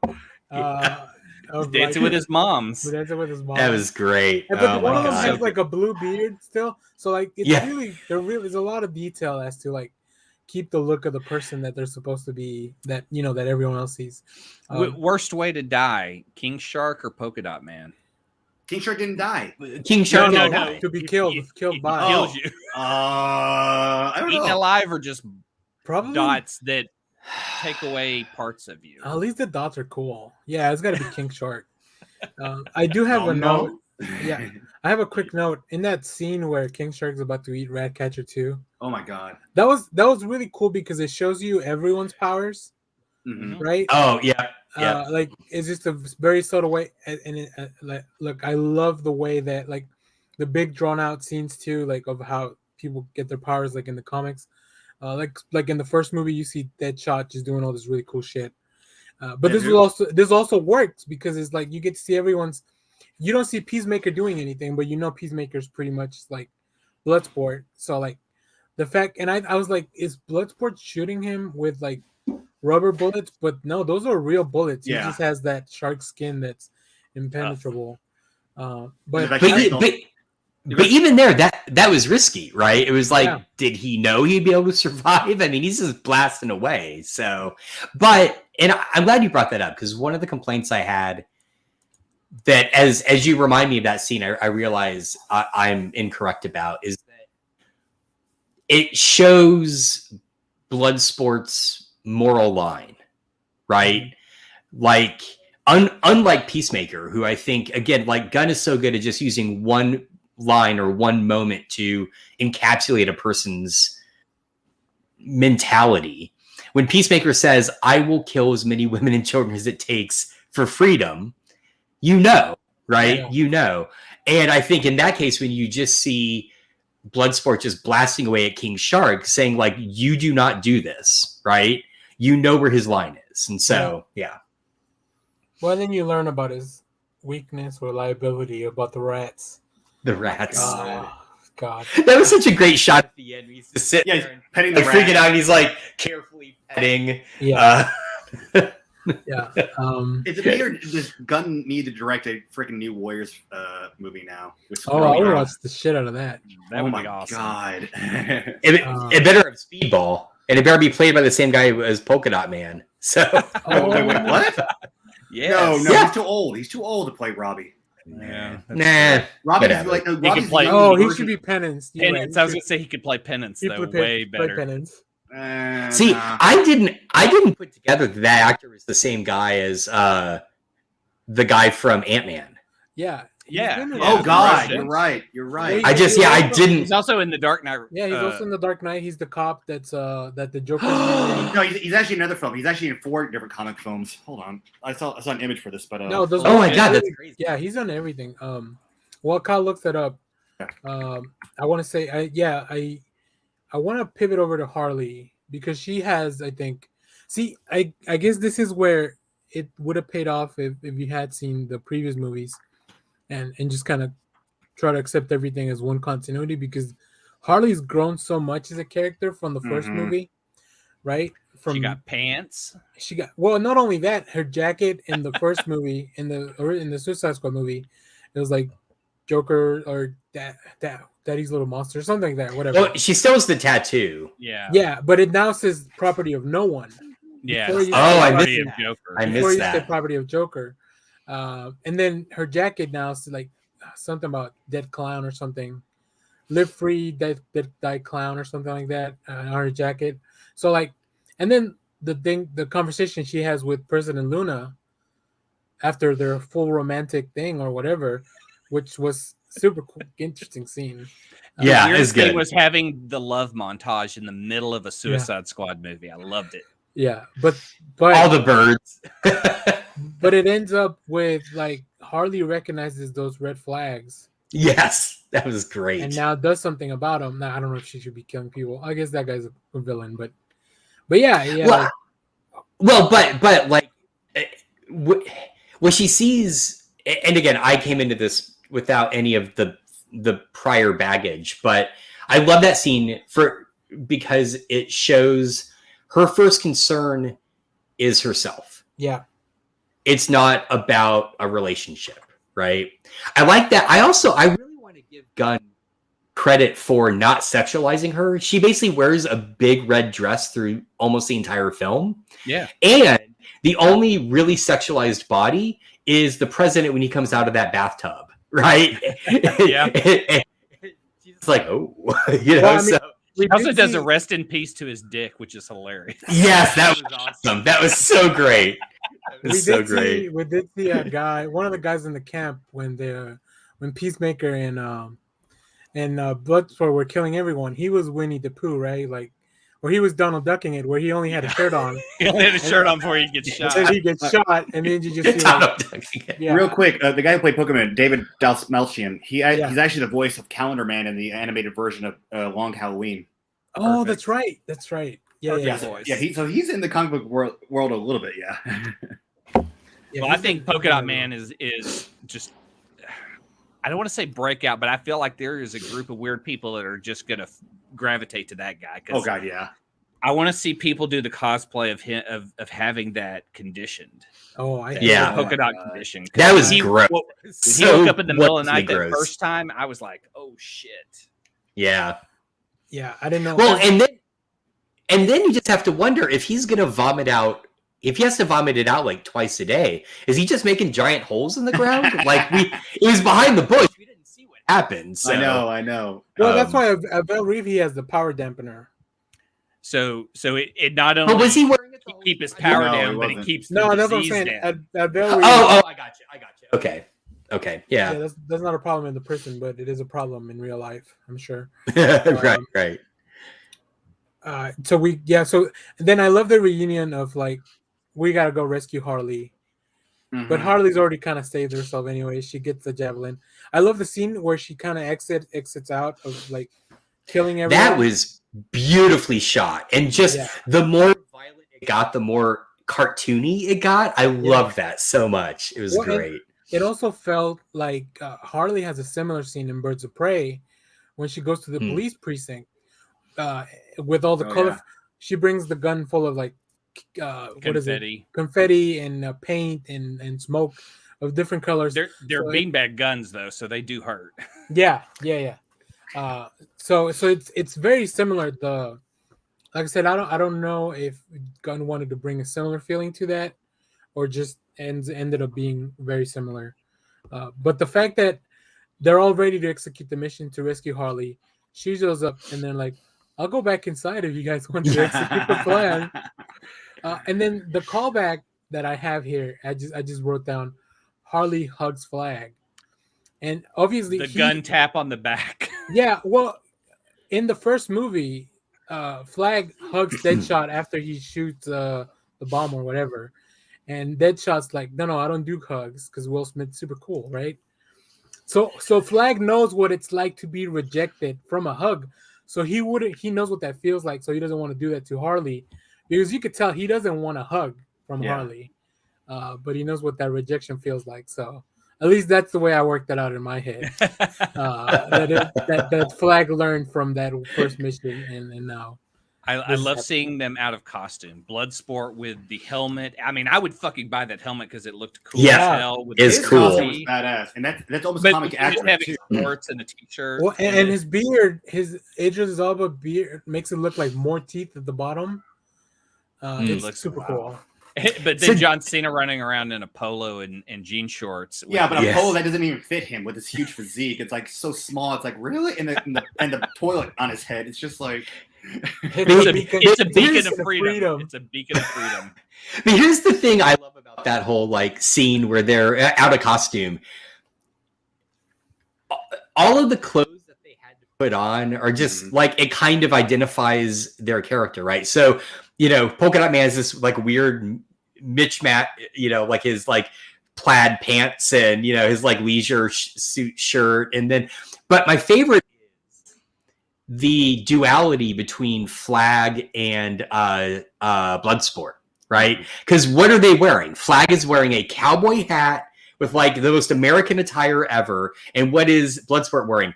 A beret. Yeah, it's Dubois, and it cracked me up. It's like yeah, let's give them the most stereotypical outfits of their like heritage as possible. John Cena is dressed like a middle-aged dad. Yeah, exactly. So yeah, it's very good. I really like the scene in the bus where Ratcatcher and Bloodsport catch up, and like you get to see a lot of their origin stories. We get a really cool cameo by Taika Waititi, who's Ratcatcher. Yes, the original that was amazing. Ratcatcher. Yeah, and that scene was sad. And then she says to him, "I wish I could give you." Like she says, she loves her dad, and then when she tells Bloodsport, "I wish I could give you that," I was like, oh no. Well, did you see his face? He turns and he wipes a tear away. He's like, oh God, Well, I think the one part that I had a problem with was them setting him up to not be Deadshot by having his daughter be the opposite of what the daughter was before. But then by creating this other relationship, it does help that previous argument of them yelling at each other and kind of proving, that he's not the Deadshot dad of the first movie, but he still wants his daughter's love and affection. Right. And she wants to look at her dad in a sense, with a sense of approval.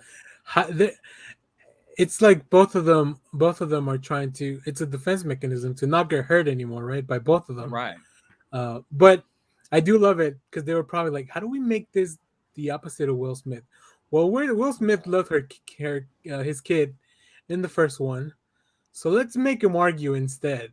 And then she just says the meanest thing. She's like, I'm just, or you're an embarrassment as a father, or I'm embarrassed to have you as a dad. Although, I do want to watch. I mean, I do want to be able to watch TV on my watch. Yeah, exactly. Yeah. I'm like, what kind of kick-ass watch is she stealing? Yeah, right. I want to do that. Apple Store running. So I do have a theory based on one scene in the movie that I love, but I have a theory that the execs at DC, hopefully, fingers crossed, realize that they're constantly stepping in to fix movies has been well, and I feel like they just gave the movie to Gunn and said, go do whatever you want, right? And my theory of that is based solely on the scene where King Shark ends up in the aquarium and he's just playing with his new dumb friends. Well, no, Gunn even said in an interview, like he says, when he was doing movies for Marvel, they're like on his ass, like constantly working with him like this. Right. He said DC gave him full blown control of the film. Yeah. Yep. And I believe that because that scene lends nothing to the plot. That was a different movie. What? That was out of a. No, I mean that scene was in a different. Like it was out of a different movie. It almost felt like it belonged somewhere else. Yeah, right. Like you don't need it, but it's delightful. Yeah, and it sets up King Shark even more as just like you're seeing his development. Right. He has moments. There's a moment on the bus where he's staring at all the people, and it's almost like he has this look of like he wants to be a part of that world. I don't know why I'm hearing The Little Mermaid in my head, but he's like on the bus watching the people pass by, and he knows he can never go in, but he shows it. Oh yeah, exactly. He's down like this, looking out the window. Yeah, and he doesn't have to give that character those moments because that character's there for jokes. Yeah, but he does, and it matters. Right. I love when he's reading the book upside down. Yeah, that was great. Well, and then it pays off at the end when they're all leaving, and Ratcatcher's like just sleeping against him. You know, you get his full arc, which I love, right? But it was that scene I realized, DC just did not bother him on this movie at all. So I agree. Which they shouldn't. All right, they shouldn't. No, and they shouldn't have with all the previous directors as well. I mean. So I don't know. That's just my feeling. Yeah, look at the cool stuff we get when DC does the metal. Exactly. Yeah. Now I had read one story that before James Gunn they had a different director, and I'm actually kind of curious how this would have turned out. A Guy Ritchie Suicide Squad movie. Oh, I didn't expect that. Everyone's gonna be wearing. I mean, I fucking loved this movie, but when you throw those out, I always go, ooh, what would that be like? Just like I still would like to see an Edgar Wright Ant-Man. Yeah. You know, there are what ifs in our movie world I'd love to see. Yeah, I don't know if Guy Ritchie. I feel like I like Guy Ritchie's like gangster stuff. Like even he knows how to do bad guys. Yeah, he knows how to do bad guys. He can pull a great cast. Yeah, but we're not dealing with typical bad guys here. I guess it would be a different story. It would be a completely way different. I don't think he wouldn't have a weasel. He wouldn't have a king shark. Oh yeah. I don't know. I just saw that, and I keep thinking about what that movie would look like. Write him a letter. And what he says. Who would Jason Statham play? Oh yeah. Oh god. Or Colin Bullseye. Yeah, Colin Farrell. So did Polka Dot Man have to die? Yeah. This has been haunting me. Because he wanted to from the beginning, right? Yeah. When Bloodsport says we're gonna die, and he's like, I hope. Superhero. Yeah. He has to appreciate life and then lose it. That's his arc. I think also this is kind of like them saying, look, this is probably a one and done thing we're doing here. Or at least that's the way James Gunn approached the movie, which I think it adds to the fun and the stakes. Like, that's it. Like, we're done after this. You can, there's going to be a few characters left over, but they're not even in the Suicide Squad anymore. Their bombs have been deactivated, right, by the end of the movie. So they say. I guess so. They're supposed to be safe. But it makes sense because it frees up Harley to do whatever Harley movie may happen in the future. Although I read somewhere that Margot Robbie's taking a break from playing Harley. That makes sense. I mean, she's played her 3 times now, so yeah. So let's go to Jotunheim, which is a real place in the comics. Is it? Yeah, it's definitely a Nazi base. They made it. It's not in Corto Maltese, but it is kind of the same thing. I really like that sequence. Upon rewatching it, you can definitely tell that Peacemaker has a secondary, like, he has ulterior motives the whole time. Yeah. It's a little, especially when you get to that scene where, why would they send 2 Bloodsport into the same mission, right? Yep. But I love the whole sequence at the end. I feel really bad for Milton. R.I.P. dude. Who's Milton? I did too. Who's Milton? And then the fact that anyway, it's just funny. I just loved Harley Quinn at the end arguing with Bloodsport that Milton was his name. We talked about this for 3 hours. So I want to see how that conversation in her head was going. Yeah. I think the only thing I find a little disappointing is that the Thinker we didn't see what he could do. Yeah, exactly. That was such a weird, other than he can control Star. Other than be the most disgusting human being alive. because they It made was- it very. They made it Is very. it wrong that I liked his exalted. thinker better in the film than I did the thinker in the Flash TV series? Oh, I didn't even know they did the Thinker in the They Flash. did. He was the Oh, main I villain of do all season remember. 4. And he was terrible. He had Yeah, a, okay, so I'm not okay. So I'm he had a I'm- Mobius okay. chair. Yeah. But But- this but- thing but- was despicable. But Like, he- he did weird things to that Starro people. Oh yeah, Well, no, Yeah. I like the fact that, like, no, typically Starro, if you get the star on your face, you can still take it off. But apparently in here, when the star is attached to your face, you're dead. You're a zombie. Yeah. Yeah, did Yeah. you see the one where it pulled Yes, off and it had yeah. the outline of the star on the face and it was just being Yeah. held together with like 3 or 4 nerves? That was weird. Oh, I love that shot. I I mean, feel like they Starro's kind a of great wasted horror. him. What? yeah. I feel like they kind of wasted Capaldi as that character. Like there are two plot holes that kind of drive me nuts, and one, I guess it's not really a plot hole, but when they get him at the disco, he's just like, okay, I'll go with you. And I'm like, this makes no sense. Like, why wouldn't the Corto Maltese soldiers not protect him?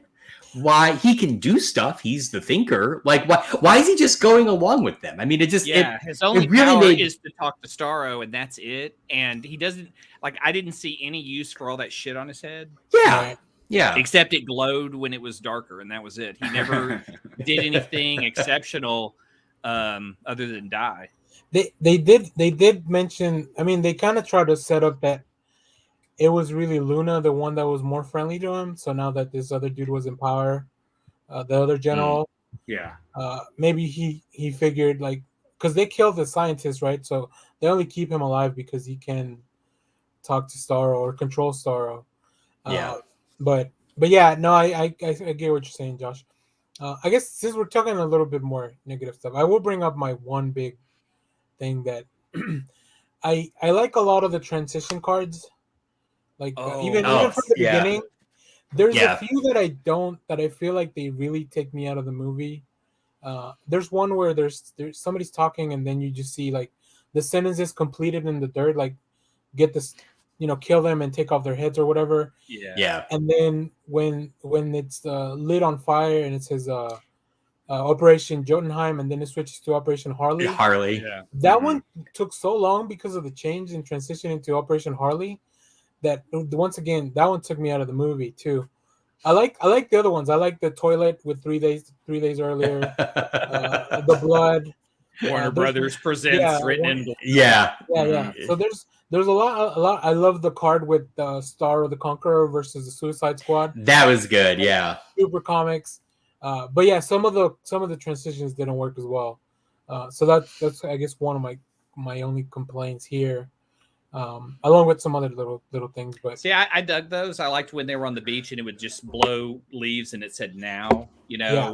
Just when it worked, it really worked. I guess I don't really pay attention to how long that one was, but yeah, it does seem like the operation changed. It was more upon the rewatch because at the first time you don't know what's coming, but then once you know what's coming, you kind of prepare yourself for more. So I love the fight at the end. Everyone really going all out, and my favorite character it's Ratcatcher too. She's a breakout hit. I mean, just really phenomenal. I love her. I love her power. I almost thought at the end. I don't know if any of you guys have seen Batman Ninja. No. I have. There's a fight with a big mech, and then on the other side, a lot of monkeys make up a big giant. Yes. I thought the rats were gonna form into like this giant. Oh, that would have been kick ass. Only for a second, I was like, oh, James Gunn may do that. So that would have been cool, like if the rats made up this big thing and they just fought Starro. Not where they went with it, but I still like how the fight ended. I did hate the Starro's armpits, like the holes, like the look. Who just kind of like the little, disgusting. Well, that's the point. I love it. I love it. He gives that creepy element to a superhero film and makes it cinematic. The moment Harley is in Starro's eye, and it's just that was so gross. Just quiet, and then all of a sudden there are these rats that are swimming to eat and destroy Starro, and all this beautiful music's playing, and she's just looking around her. It was such a Harley Quinn moment. It was film. such a great moment. Sorry, real quick. That song in the soundtrack is called Ratism because it's Bloodsport's like baptism by rats. Because he's the one that he has to be there, and all the rats keep going on top of him. I really loved how Ratcatcher put her arm over him as like recognizing, I know this is bad for you, right? I thank you. It was a nice touch. I also love the little detail where after that scene, when it cuts back out and we see Starro, did you notice his eyes just filled with blood? It's just like, oh god, it's so gross. Well, and it's very smart because then at the end, his last words were, "I was happy just watching the stars." So he's Starro's also a victim. Of everything, right? And that's all right. And so that's kind of my thing. I have a love-hate relationship with Starro in this film. And the reason why is I love the fact that he's in it and we get an amazing portrayal of Starro. I hate the fact that he's in it and we'll never get him again. Right? Oh, no. I think we will. We don't know that. We don't know that. Okay, true. But I as you guys know, famously, I get irked when I think of a great line and they don't use it. And in this case, it is when they turn around and decide we're going to go save the city. And somebody says to Bloodsport, like, we're not heroes or something. It's the perfect time for someone to say, we're not the Justice League. Yeah. Right? Which would have been a nice little callback to his first appearance. So I don't know. That just bugged me. I just like the fact when Waller's like, fuck it!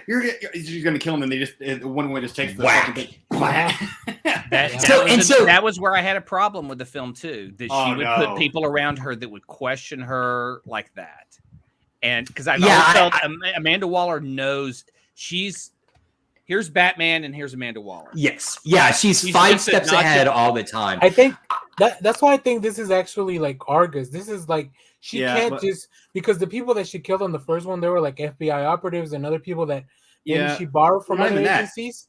I think this is playing off the first film. Like she got brought down a ton with the fact when she's talking to Bruce at the end of the first film and she goes, "Give me the files. I put them together my own team." You realize she's not at the top tier that she thought she was anymore because somebody else had to come in and clean up the mess. So she's still cutthroat, but she's not as as I think that she used to be. I still feel like the people she puts around her. Now, I know the people that are in this movie, Steve Agee, I think her name's Jennifer Holland. Yeah, that's his wife.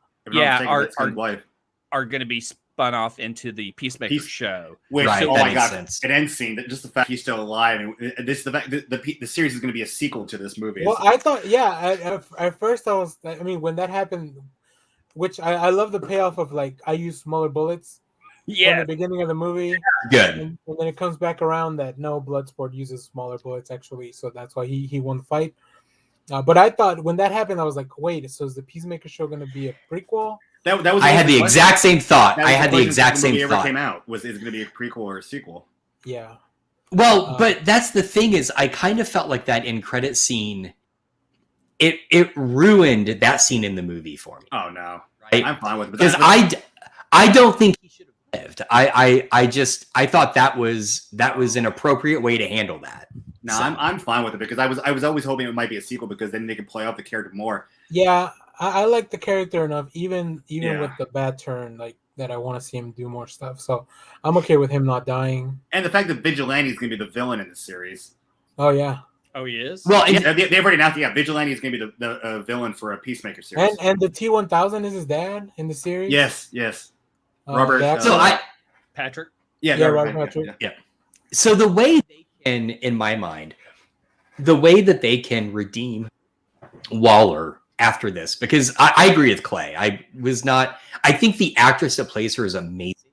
Oh yeah. And I want more of her. So to me, I think the way that they can redeem this is if this is a one and done film, and I think it should be, we now get the Amanda Waller TV series. Because that would be the way to do it. Like it is always about like a changing roster of people that she's getting. I have no interest in watching the Amanda Waller series. I could care less. Oh, I would love to watch an Amanda Waller TV series. I get I would her so want to see Suicide Squad that. film, but I could give a flying F about her in a TV series. You know what? If they make a Checkmate series, then I would be on board. Yeah, if she's part of the cast, I'm okay. But I don't want her to be a centralized character. I see it as like a House of Cards in the DC universe. Yeah, because that would be awesome. Right? She was in charge of Checkmate for a long time in the comics. Checkmate or Argus, even an Argus series, depending on what organization you want to put her in charge of. I think after the failure here, she might be vanished out. Well, I think that would be the good setup to start Checkmate. I'm going to throw out one different. This is going to be animated. She was in charge of Cadmus in the Justice League animated series. Oh yeah. Well, that didn't work out too well for her at the end either. I don't know about that. I'm going to argue. Because remember the general turned and like he drank his own monster or whatever. He became the Shaggy Man. Yeah. I'm so confused right now. Yeah, I am too. Wait, no. In the animated series, he drinks a super soldier serum that basically makes him become the Shaggy Man, the gigantic, indestructible monster the Justice League could always fight.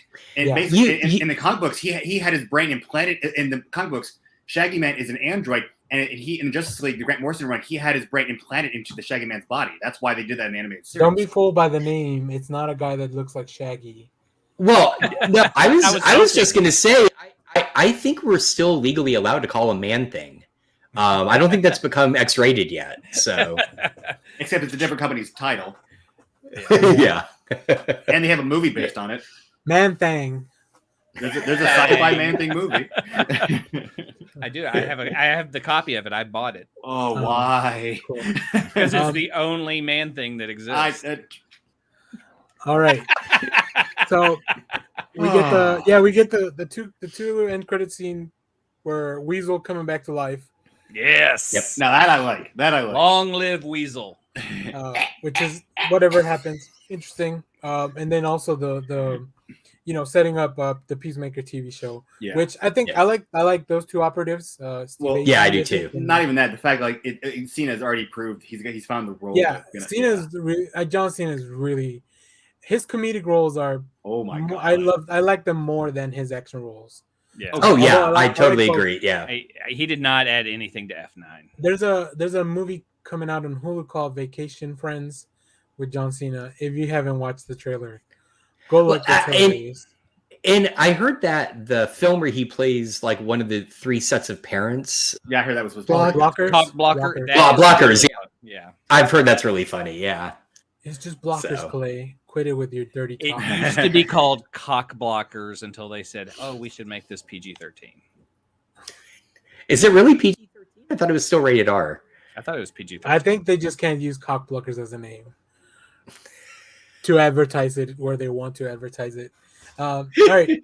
Any final thoughts on this? I haven't put out. I was saving until the show so we can discuss to put out my official review on Letterboxd. So if you're not following us there, also follow Josh and because he put out a great review. Yes. Of the movie. I can recreate it here. If you want. Oh yeah, please let us know what. My Letterboxd review reads 1978 Superman the movie is released with the tagline "You will believe a man can fly."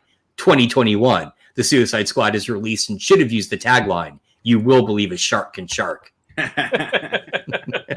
Which quickly reminds me of one of my favorite scenes, and we'll close out with that. But yeah, follow us on Letterboxd. For us, I don't know if I think does everyone have a Letterboxd? What's Letterboxd? There's your answer. I guess Kyle doesn't have a Letterboxd. It's a way to like keep track of movies you watch. And I don't have one. Yeah, it's great. I love it. Yeah, there we go. Yes. Now I read that the shark was CGI and they actually had a prosthetic body that was ripped apart. Yeah, James tweeted about that. Mm-hmm. Yeah, that was that's cool. amazing. So thought they did Thanos. Well, but I mean, like, is it? This is practical. The tearing the guy in half is the dead body. The body. Oh, sorry, no, but I mean, but like Thanos, they had Josh Brolin like actually in this headset to where he was supposed to be taller, so he did the like movement for Thanos, but all the body of Thanos is all CG. Yeah. Look at good boy. Now I just want someone. I want someone to recreate the Rocky scene but with King Shark running up to the top of the steps. No. Gun news. So, this plays off of this just because I got so excited. I don't know how true it was on the site, and it's rumors, but apparently because he's got Gunn's got Guardians 3, the Christmas special, he's got Peacemaker, and he's got the movie coming out. Apparently, there's a saying that he's interested in actually doing a TV series based on the original Ravagers from the Guardians 2, and I'm like, going, are you shitting me? That would be awesome. The original Guardians TV series. I mean, God, he's just gonna keep making movies for Sylvester Stallone. Well, yeah, I was gonna say, would you be able to get Sly Stallone in a TV series? And Michelle Yao and oh my God, Michael Rosenbaum gets Martin. Oh my God, I'm like, please. Bing Rames, Charlie 27. Hell, even Miley Cyrus is gonna get a little bit of camera time. The actress who played Mantis was also in. She was one of the dancers at the. Yeah. And so was Josh Brolin. Did y'all see Josh Brolin in it? Yes. I did not see Josh Brolin. He is in heavy makeup because when Bloodsport is being transported and gets a cigarette and headbutts the guy, that's Josh Brolin. Really? Oh, wow. Yeah. Wow. Oh, my God. That's crazy. I love how that scene came together because Rick Flag has obviously worked with Bloodsport before, so they know about that technique. And because he knows Peacemaker is just a copy of him, he knows that by bringing it up, he will know what to do as well. Really cool. Like it makes sense that they would escape that way. So just have Gunn do the rest of the Marvel and DC films. I think we would definitely get diminishing returns because James Gunn can make fun movies, but they really are all James. Like they are very similar. Maybe not make the films, but have him in charge of that universe, because I think he's at least a fan enough where he's willing to allow. Look, this is what we have to play with. I want you to do this. He'll let them have their own vision for directing the film. I can see that. Yeah. I like that better because I like Guardians, but I don't think I like Guardians 2 as much. That's my point. I love Guardians 2. I find it so weird. I like the movie as well, but I think it's Guardians, Suicide Squad, Guardians 2. Well, I mean, I also haven't added this to my DCEU ranking, which I'll probably do sometime today when I do my review. So you can check that on Letterboxd as well. That's why I like Letterboxd, because it lets you do a list of like movies and stuff, and share all that stuff. Suicide Squad and Shazam are my two of the favorite of all the DC films they've done for their cinematic universe. Did you guys not Wonder Woman? No. What would you? I mean, it's good, but it's not in my top tier. For me, it's the Suicide Squad and Shazam. Clay or Josh, did you guys already kind of put it somewhere between in the rankings? Well, for me, this shifts DC altogether. I think DC should redo their intro that shows heroes and should show villains, because their villains movies are way better than their hero films. Yeah, that's a great point. They should embrace that. Yeah. Josh, they should open up with Lex Luthor, Gorilla Grodd, everyone kind of in that background. But King Shark. Do you have it somewhere ranked, like where you would move this in? It's in the top 3. Okay. It's in the top 3 for me because I mean, watching it a second time, I still laughed out loud, enjoyed it. I mean, I almost enjoyed the gore more the second time because I was ready and it was like, then you could just see it all happen. Yeah, it's definitely a fun rewatch. There's a few things. If you watch the New Rockstars breakdown of the Easter eggs, you can see the crew in a few shots in the jungle. Oh, really? Oh, that's cool. Yeah. Go back and take a look. I love that channel because they do, as much as they do only MCU stuff, because MCU probably gets the views. Anything that's not MCU related, I love their videos. They do Rick and Morty videos and stuff like that too. So yeah. Okay. Any final thoughts on the Suicide Squad? I think overall we really enjoyed the movie. It feels like I'm glad. Yeah. I like when we all do agree. As much as I love the controversy of us liking different things, I do enjoy when we do like one thing together. But I think, Josh, you should go back and watch at least Birds of Prey, if not both.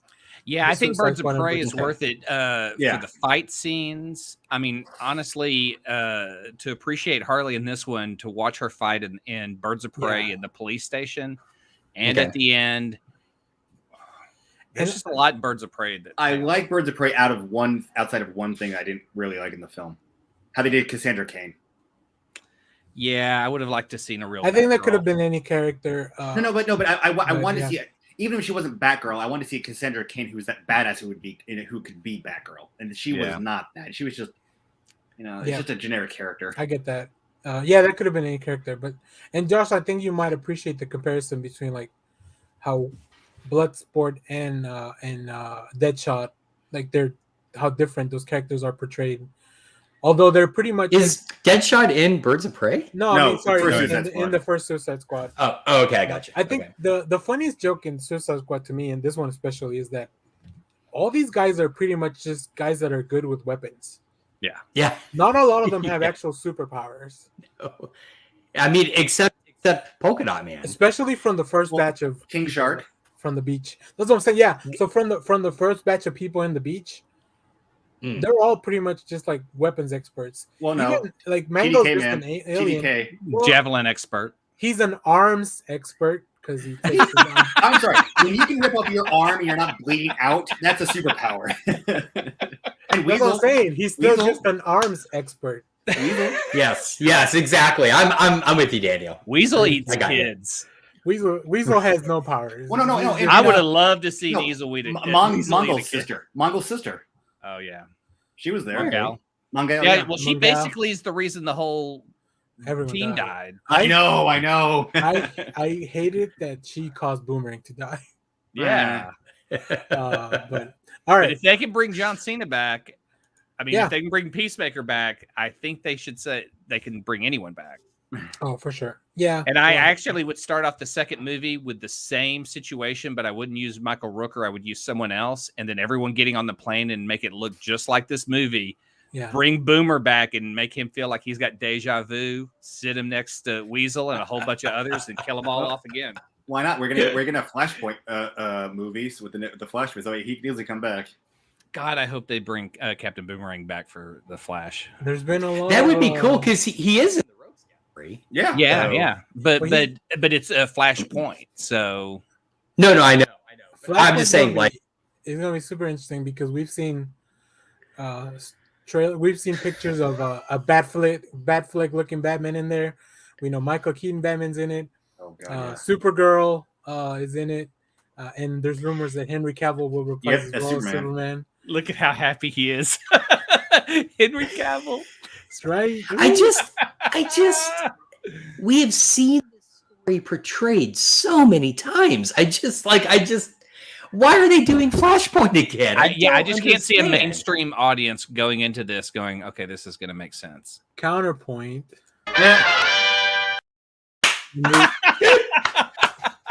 Jesus. Anyway, all right. That's our discussion for the Suicide Squad. That's Go watch amazing. the movie. It's on HBO Max. If you can safely go watch it in the theater, I would definitely. I'm sure it's a lot of fun. I didn't go to the theater because I'd rather just watch it at home multiple times. I enjoy pausing movies, and this one had natural breaks. Yeah. Because- Yeah. Mhm. Right, they have natural breaks in those things. So The all right. the title cards.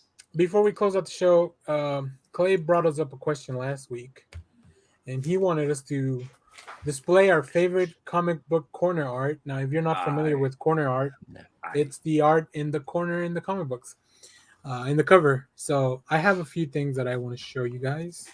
But go ahead, Clay. Go ahead. Oh, we have one in common, kind of. Yeah. Oh, you have one of these? I have the Daredevil. It's not the exact one, but it's the same pose.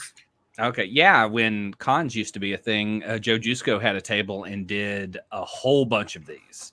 And so these were my 3 essentials that I had to get. I absolutely Those are love his art. amazing. Yeah. And so they're all behind me, but my chair's in the way. So Okay, so these are like prints that you got Yeah. at a convention. Okay, yeah, these cool. are prints. Yeah. Cool. So this And is then- corner art. Yeah, this is corner art. This is what you This see. is up corner there. art. This is I just love John Byrne's stuff. You know, I know he's an asshole, but Yeah. I just that time period when you could look at a book and see who was in that book. You could see who's on the team. Is this a Beast issue? I want to get this. If not, classic X-Men. Yeah. That's probably one of my favorite. I would probably get this tattoo. Actually, I was about to throw one in, but you're doing exactly what I would say. I liked it back in the late 70s, early 80s when you had their faces all in the corner there. Yeah. I mean, I just love that simple look. Yeah. Oh, that's And then the interesting. last one is one that they did really well back in the day when they did the Magic Oh, wow. series. Yeah. As a Liliana grew up in Limbo and became a sorceress. Oh, that's cool. The Yeah. progression. I didn't know that. Oh, I need to get those. I need to grab those. That is awesome. Yeah, It has a great. It has an evil Nightcrawler in it. I love magic. Yep. All right, let me share mine, and then so yeah,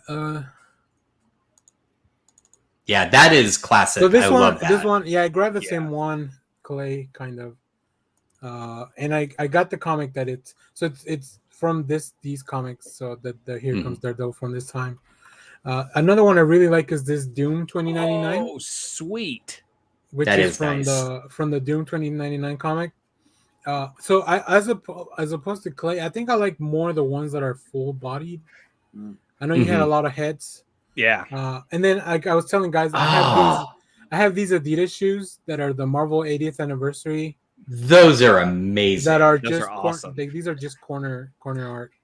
And then one more from what's Venom. this book called? Lethal Protector, from the Lethal Protector series of Venom. Yeah. Yeah, that Venom. Those are some of my favorites. I found the Luke Skywalker one, but I couldn't, for some reason it won't let me display it. But it's from the Star Wars comic, but he's holding a red lightsaber. Yeah, which is super weird. And then Josh, did you have any to show, or? Yeah, I've got here. I can actually show them if I can share my screen. Yeah, well, I'll let you. I'll give you access. Okay, hang on.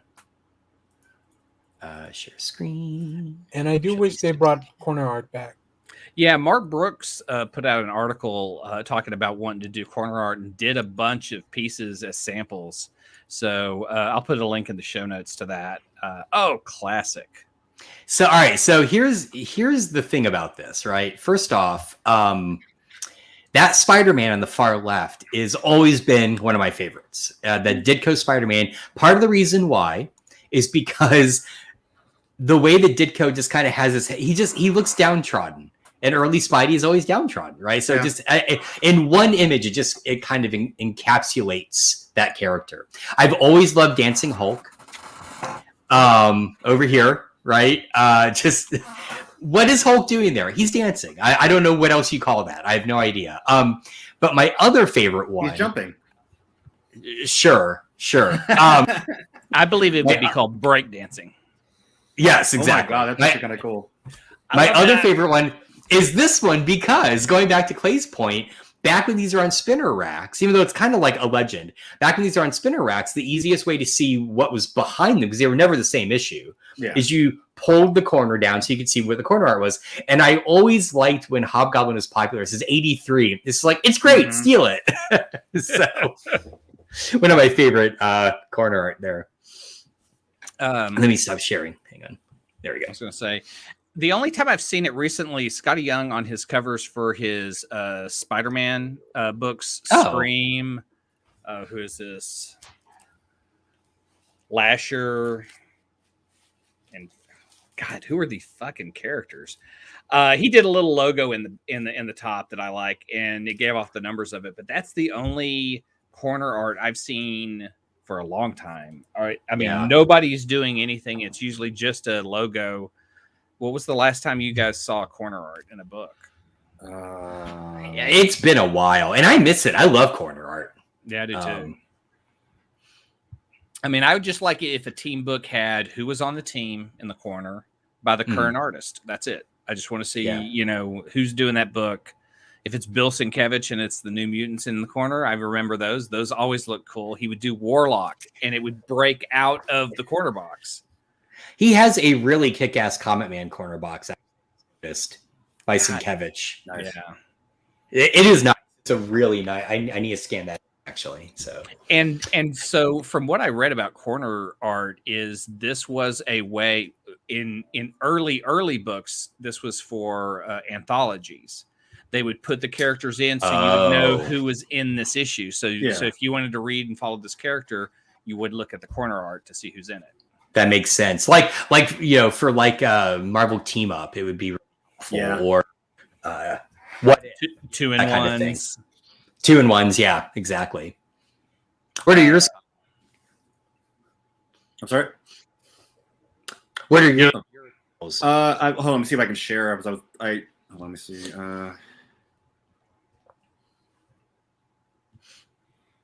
Yeah, sure. What the fuck? I don't know what else they could do with that space that would make it better, but I always liked seeing All more. right, hold art on. Let's see if this works. Hold on. Oh, whoa! Infinity. Sorry. Now here, like this one, or Oh, there we go. Oh, nice. yeah, like I love the original Secret Wars corner art because you got. I was about to everybody. Secret Wars because I did. Yeah. It would And you pull got from different artists. Exactly. You got just all the different artists in there, and then basically the other one I have is this one. I like the old 80s, 70s, 60s, because the again, Defenders. oh my god. And then again, 1980. This was the X-Men team after Cyclops left. You had Nightcrawler, Storm, Wolverine, Colossus, Kitty, and Angel, and then you had this is like right when they after the Korvac saga when they made Falcon join the team.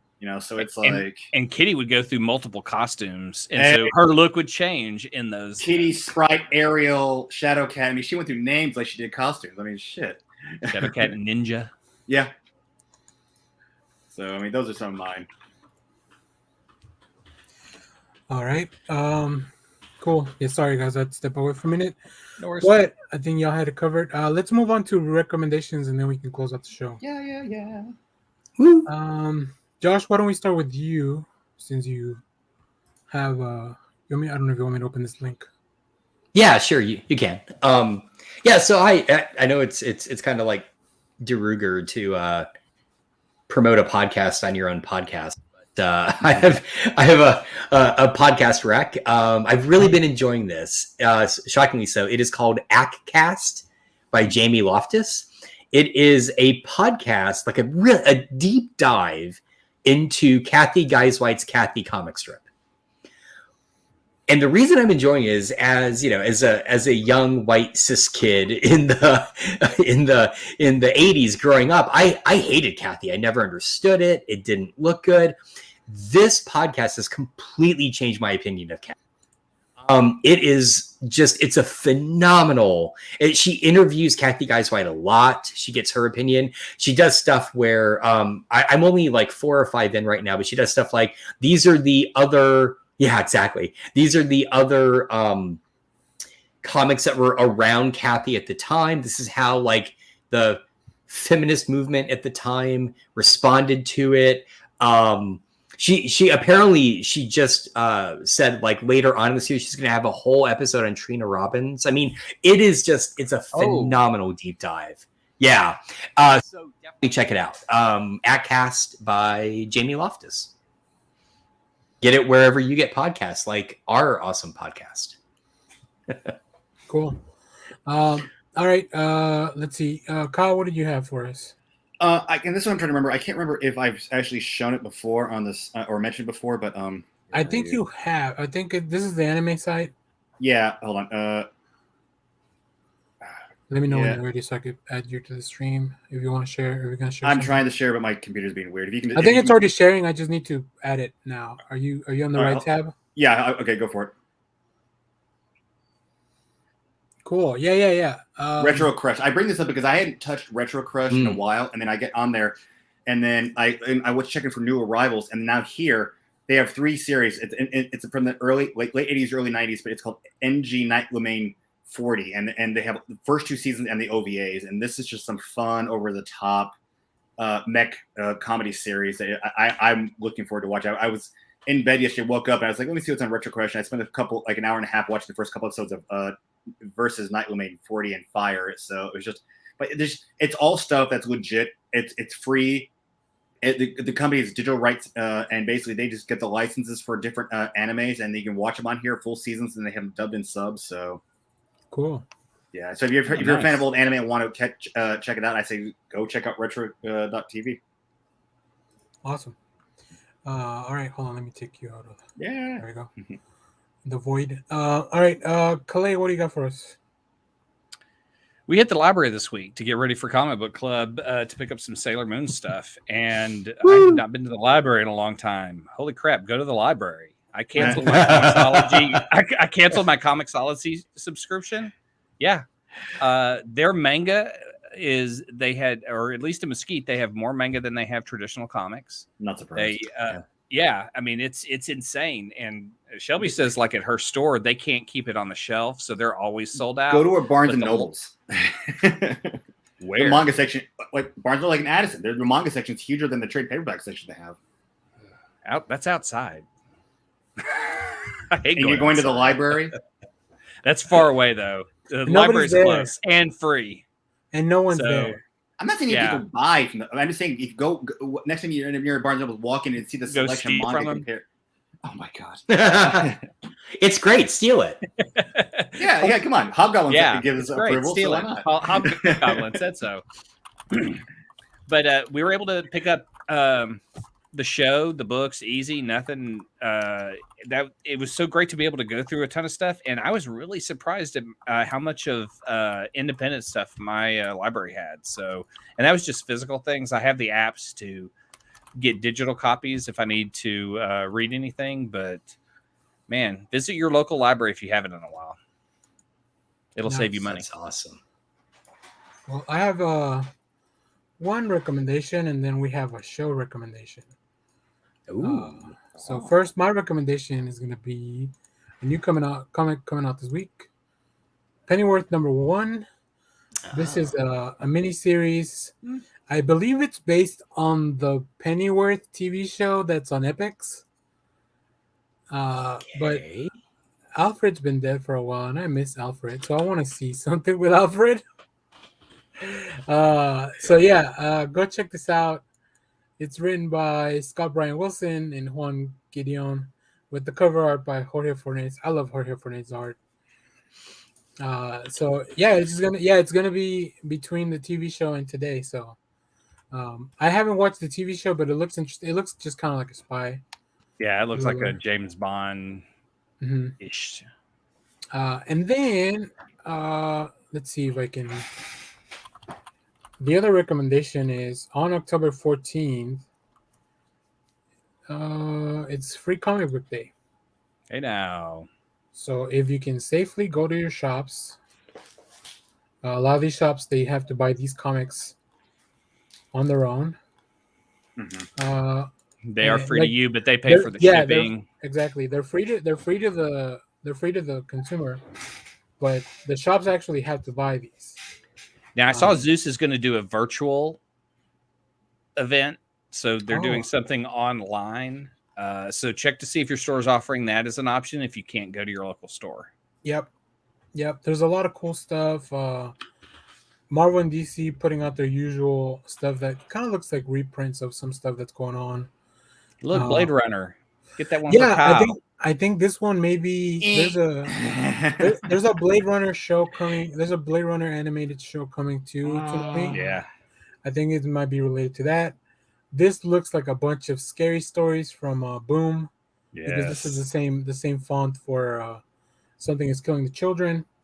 Dread. Go check that out. Oh yeah, always putting out some Dread. We have some stuff from AWS. Oh, The Tick. Oh, and Trailer Park Boys. Now is that a comic? They have a comic, but it's like a $7.99 book, and it's fucking too expensive. I don't know. Well, maybe pick this one up, and if you like it, then you'll see if it's worth the $7.99 or not. No, it's not. I haven't picked it up, but I can tell you, no book is worth that much fucking money. I'm just right off the rack. I mean, based on a TV property, Stray Dogs. Oh, get the Stray Dogs. Like, I just can't tell you how good that is. And the fact that they're coming back for a second time, I'm so excited. Cool. Teresa, this is based on, I think this is a reprint of the Filipino comic that the Netflix anime is based on. Yeah. There's some cool stuff. And look, obviously, I'm not going to go tell you to spend money at your shop, but that's the incentive behind doing free comic. We want to influence you to go spend money at your shop. Yeah, exactly. People stop because they'll do a lot of the shops around here do sales on the same day. Keep bookstores open in your neighborhood.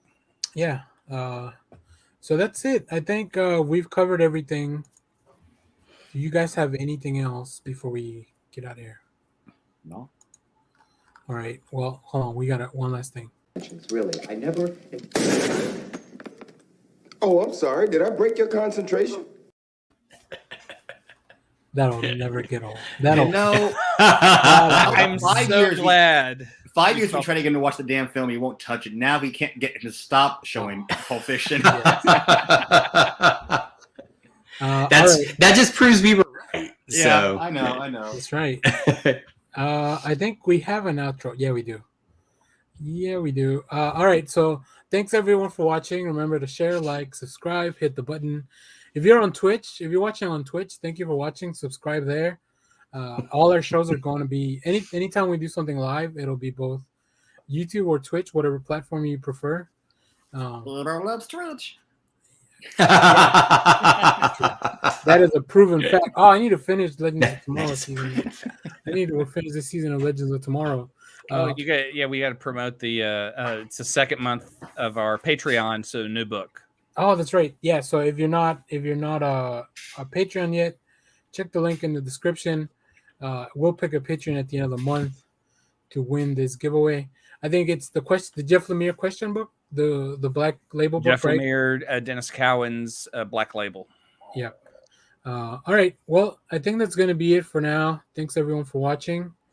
Let's get played out by this. Let's get out of Let's here. ride. Thanks everyone for watching. Little loves you. Oh yeah. Clay. Hell, Bebo. Josh. My vagina is haunted. All right. Bye. All right. I've got it now.